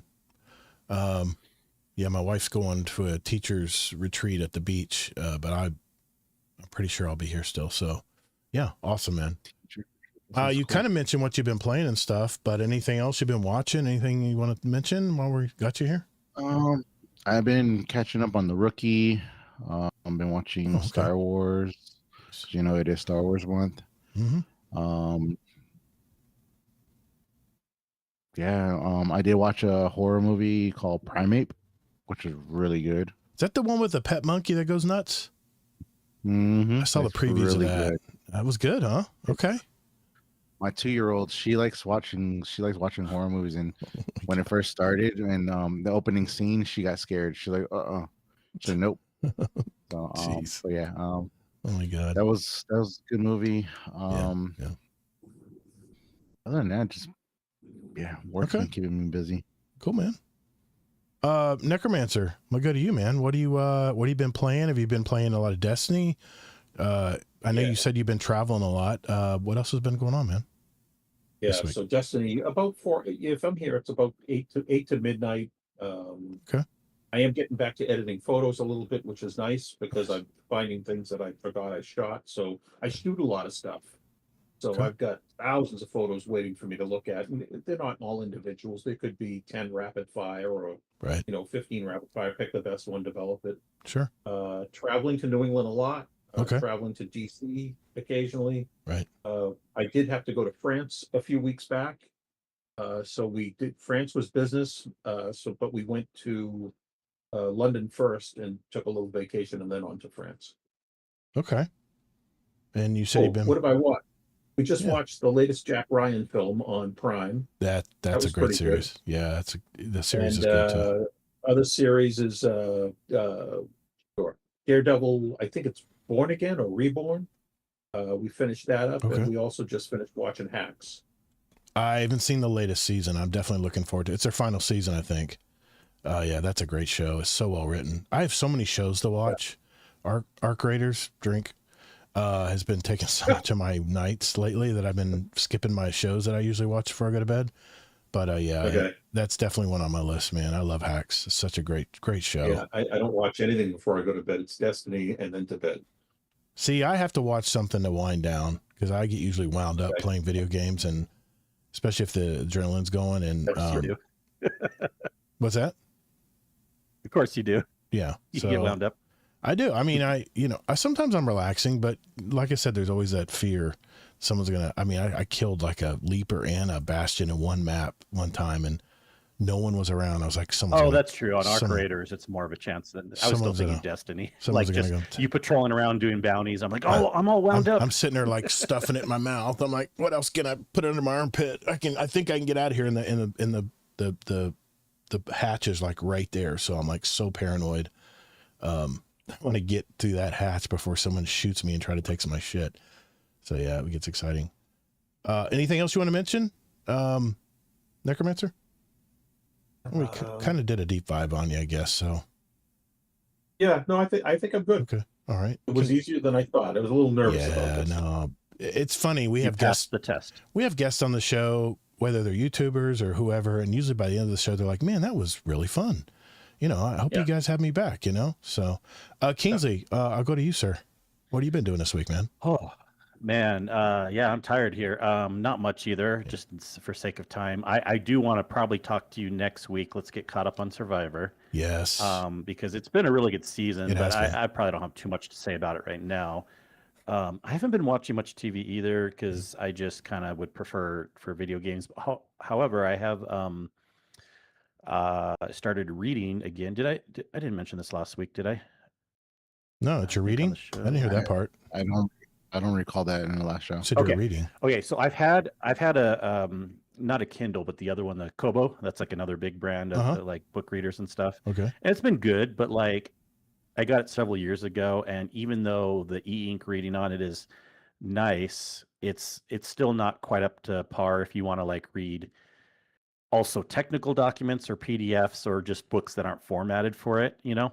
So I'm like, okay, I'm going to do it on an iPad now. I'm a big Apple guy, and so like I don't want just a small phone, and I didn't want to read it on a big laptop. So I'm like, I'll get an iPad mini because that's like a perfect size for reading and getting the better features like the color, good quality color. And the newest iPad minis have anti-reflective screens, so they can actually work pretty good outside too, even though I'm not really going to be taking it for outside reading. It's more for inside. And found a really good deal where I got one it was like a open box return model. It was like 150 off at Best Buy. In fact, that was a whole ordeal where it showed the price on the website. Right. I just show up because I'm like, okay, I'll just get it real quick and easy. And instead of doing store pickup, that was a big mistake. I should have done store pickup because I show up there. They had a different price listed in store than the website was showing, even though the website said this store has an open box return model that was in excellent condition. So I'm like talking to the manager and the sales guy for like an hour before they could figure it out. I'm like, guys, do you want me to just order it online instead and do for store pickup?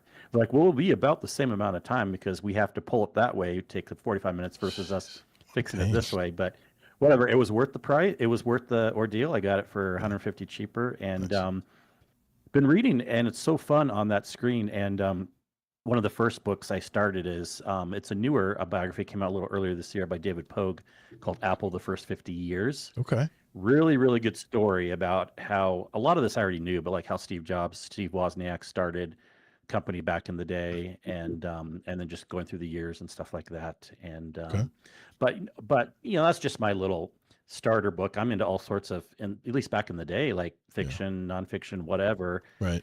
And it's kind of been nice where I still listen to a lot of podcasts, so I wanted to read. I wanted to change a format. If I'm listening to a lot of audio through podcasts, I didn't want to do a book on tape also. I wanted to do actual reading. So it's kind of nice to kind of change it up again finally and start some reading again. And I think after this book, I'll probably get, because everyone's talking about how good it is, Project Hail Mary. I'll probably just read that next. So. Based on the book. Yep. Very good. I'll be quick here because there's a couple questions I want to ask before we leave tonight, kind of close things out.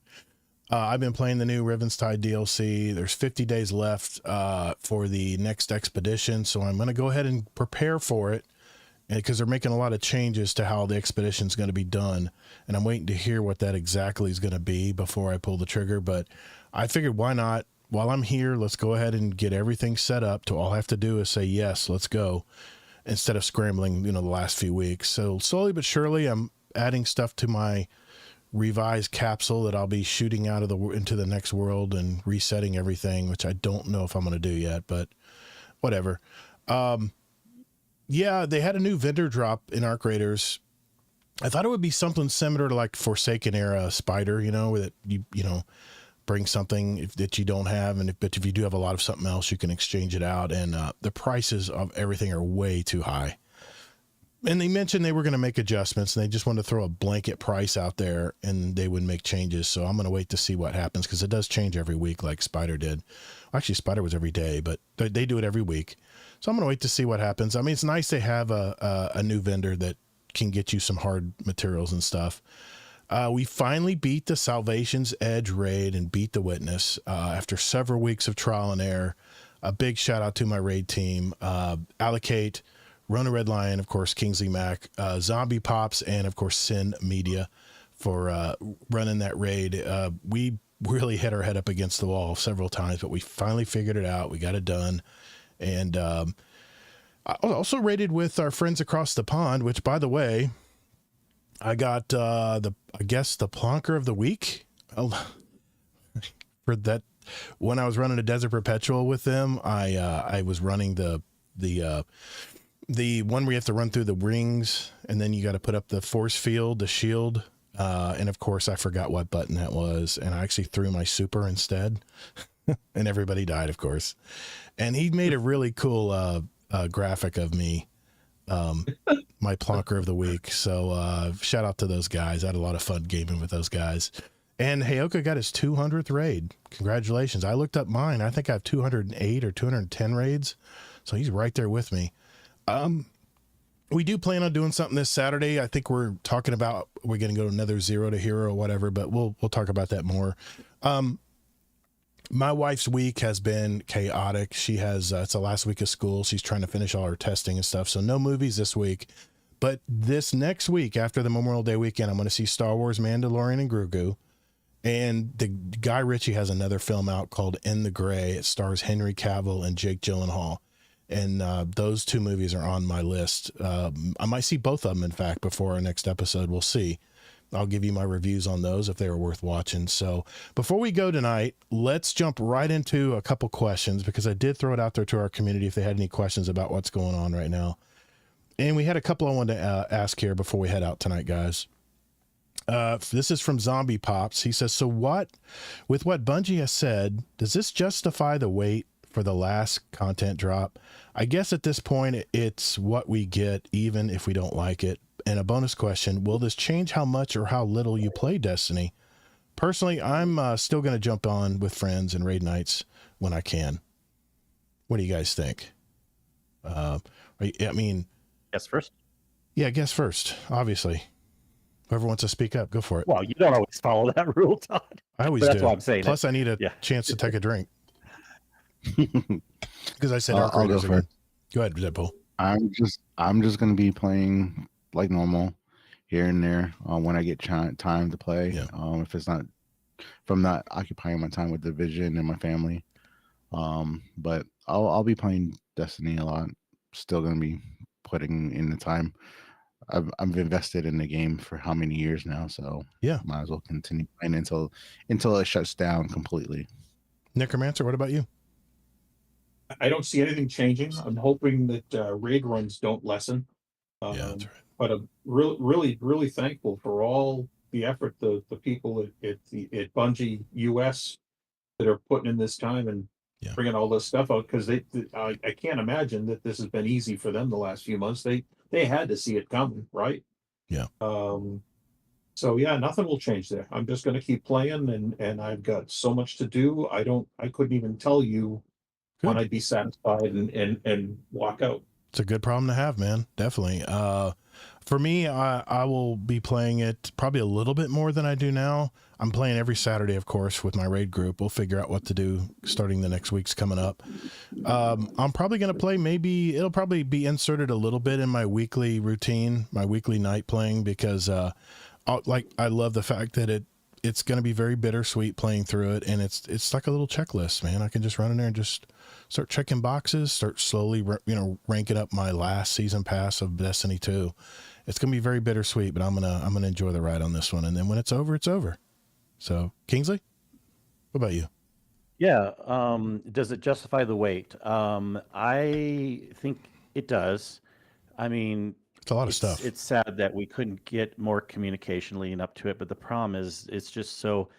I do try to be fair about stuff, and if somehow we knew ahead of time that it was ending, and then everyone would have their input of like, we'll add this in, add that in, and they probably, obviously the overlords, whether it was management at Bungie or management at Sony, they weren't allowed to tell us anything ahead of time. Right. So regardless of the communication snafus, obviously them adding more stuff in, I'm fine with the wait, because also, whatever, I've been playing other games. So no, we've already been. Will it change? Yeah. Will it change how much I play? Not really, but to be technical, I did kind of think it through. It might. I mean, at the beginning, I do think also I'll play a little bit more than normal, because since it's the last hurrah, I'm going to look at all the stuff that's added, at least at the very, very beginning, first day through first week. Right.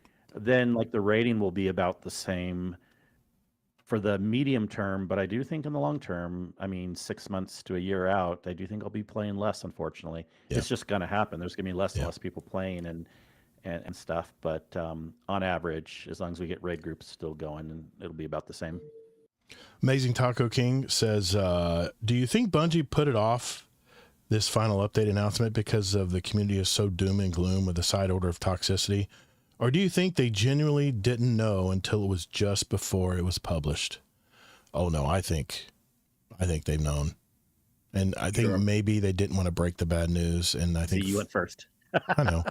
So I try to change it up. So I think they knew it was coming, and I think they said, listen, it's time. We got to tell them what's going on. They've been crying for months now. It's time to tell them what's up. Reason we haven't been communicating with them. So, whoever wants to go next. You think it was last? We'll go reverse now then, or whatever. I'll go. Yep. As far as, no, I don't think they delayed it because of the community doom and gloom. I think they were just told to, or not let us know. But the reports that came out today is they knew at least since the beginning of this year. I don't think it was the end of last year, but Tassie and others said that they kind of knew earlier this year that it was going to be ending. At least upper management did. Yeah, I'm sure they tried to keep it secret for a lot of the employees. Necromancer. So I'm guessing the delay. These guys have had to have known this stuff going on for months now. Yeah. I would guess that people have found other jobs and left, which has killed the timeline to deliver. Mm-hmm. And the more people that leave, the more the timeline goes out. So I have no ill will about this being late. It didn't bother me in the beginning. It doesn't bother me now. Right. I'm just happy to get to see all this great new content coming. That's fantastic, especially for something that they were winding down. Deadpool. Yeah, I'm just gonna caveat on everybody else. I think that it was known, and that they just needed the time to gather their thoughts to give us one last hurrah. Yeah. Question from Sky Guy. I know this has been stated many times or asked many times, but I always like hearing everyone's answers. What is or was your favorite Destiny weapon in Destiny 1 or Destiny 2? Well, I think you kind of answered that, Necromancer, in your speed run, but Deadpool, what about you, man? Yep. My favorite weapon was the Vex Mythicast. I still love that weapon. I have it in D2. I have almost 30k kills on the D2 one. I accidentally deleted my one that has a lot more. But that was my favorite weapon in D1. I loved it. I got it I think it was in D1. I think I got it on my third try. 32 for me, buddy. 32 times till I finally. No, it was actually in D1. It was actually on the second try. Oh, in D2, it was on my third try. Jesus, man, that's luck. Kingsley, what about you? Favorite weapon? Sunshot. Yeah, that's right. It's like your favorite child. It's hard to say, but I would say if I had to be pinned down to one weapon, I would say Telesto, baby. I love the Telesto. It tied in so well with my Voidlock. It just put everything together and splooge and walk away. Don't clip that. Do. I'm trying to make sure we get the Destiny questions out of the way here because there might not be any next week. Yeah, there will be. Okay. Yeah, I'm sure there will be still. We'll okay. 'Cause we're pretty long tonight. Yeah. So. Final question of the show from Scarlet Maddie. After seeing the TWID today, basically my question, if you guys think Bungie made the right choice today. Obviously, they have multiple routes they could have gone. And I'm very sad to think that right now the idea of going to Old Chicago looks farther away than ever. Yeah, I was really looking forward to that. And they should have probably capped off the game at the end of the final shape. Yes, I agree with that. But we're far past that now. Do you guys think Bungie is doing the right by the community by taking a step out and developing a new game and completely shuttering Destiny development? Personally, I always knew this day would come. It's just sooner than I thought. I wonder what you guys think. New question, two-parter. Imagine only you is the entire narrative team for Destiny 2.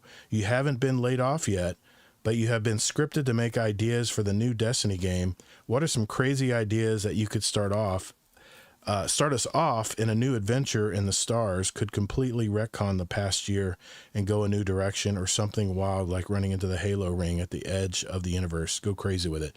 Man, that requires creativity, something I don't have a lot of, but would you guys have an answer to that?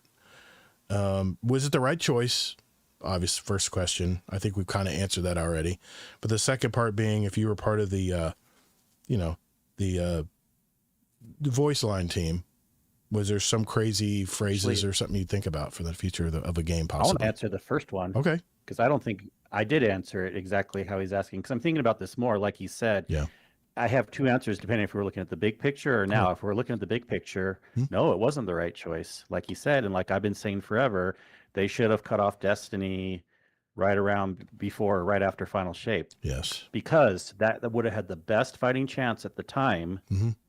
to work on a Destiny Classic or Destiny 3 or something if that was in the plans, like 2 years leading up to that. And then Final Shape comes out and they already have 2 years going into Destiny 3 or something. It still may have been a pipe dream, but I still think it was a better chance than where we are today. So no, this isn't the right choice how it ended up, and it's kind of sad, but right choice for today. Yeah.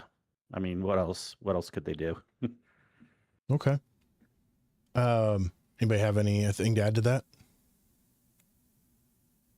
I think it's financial. I think they looked at income. I think they wanted to get Marathon up and running before they did this, even if they knew they were going to do it months ago. So they had to see some stability in Marathon first, and I have no idea what that is. I haven't played it. I haven't looked at it. I don't know if that's got good numbers or not. But they had to get something else in there before they cut their nose. Okay. And voice lines. Would you guys have a voice line that you'd want to create for the new game that would set us off on an adventure? Creative here. I'm not either. Yeah, I'm not creative. I don't have an answer for that. Deadpool, save us. I would do something. I would do something crazy like Deadpool would be. I would like breaking the fourth wall or something like that. You'd be looking back at him. That would be pretty cool. Looking back at them and stuff. Yeah, I like that. Doing stuff like that. So I like that. I like that. Yeah, just like an office moment. That'd be great. Look straight at the camera and say something. That's awesome. Well, thanks everybody. Like, or do something like this. Like, you know how like the ghost doesn't do much. Just look at the ghost, and be like, come on, man, help me out here. Like, what's going on? The ghost would respond because it's AI, right? Jeez. Yeah. Oh man. Hey everybody, this has been a very surreal show. I will say this: people think that I knew something, or the timing was perfect on when we rebranded this show. And honestly, I had no idea that this is the way Destiny would end. But I just went with my gut when it came to this show. And Kingsley and I both talked together, and we kept talking about the same problems and things that Destiny had. And I really love this new format, how we talk about different topics. And next week, we'll have a whole new set of topics and 2 more new guests. So I hope you guys join us then. I want to thank Necromancer and Deadpool 1 Merc. Thank you guys for coming on the show tonight. And do you guys want to give a shout out to anybody in the game, your family, whatever you might want to say, or where they can find you online? The floor is yours, Deadpool. Shout out to my clan, all my peeps that are in there. Pip, thank you for listening. Shout out to the future wifey, to the kids, and to my 18-year-old. Congratulations on graduating next month. I know it's been a big deal, and I hope you get into Oregon. I know he's been trying to get into Oregon. He's already got accepted to LSU and also Baylor. All right, thanks, man. And Necromancer, shout out to anybody? Sure. I not names in particular, except for they know who they are, because some of them are sitting right here right now.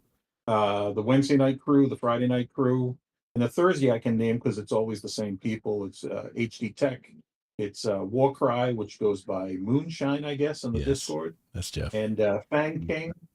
And those 3 nights are nice when I can do them. And if I'm not traveling, if I'm not traveling for a while, I'll give one up so somebody else can get in there. But Nice. real good group of people in GDC. It's the first time I've heard anyone say that Moonshine is a great guy. Okay, whatever. Oh yeah, Warcry. Warcry. All right. Warcry hasn't been drinking the moonshine too much lately. What? What's going on with him? All right. He's been more chill. He misses me. He was doing all right last week. Yeah, I miss doing PvP with his groups, and when Iron Banner rolls around, I'll be back to play some PvP. So yeah, and excellent. Fang King, HD, and Warcry, the three of them. Fang King's a good player. Be getting slaughtered every week because they're good. What they're drawing us into, I'm not capable of. So it's a good group. Yeah. Yeah, I need to start doing PvP with them again. I haven't. Yeah.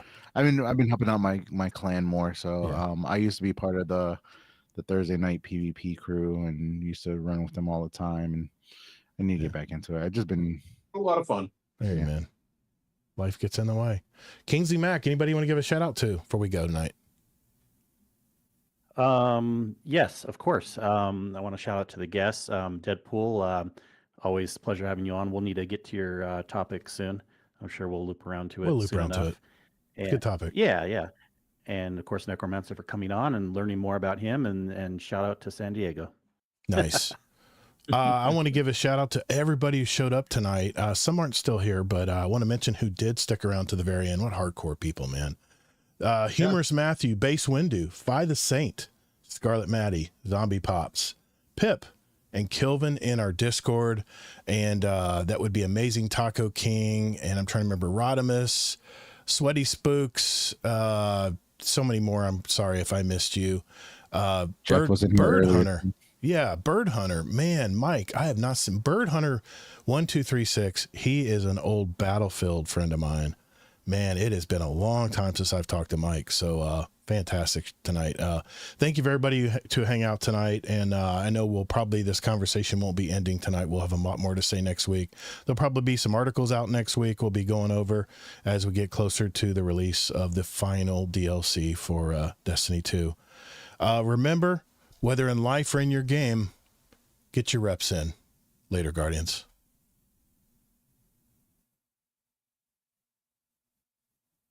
Have a good one.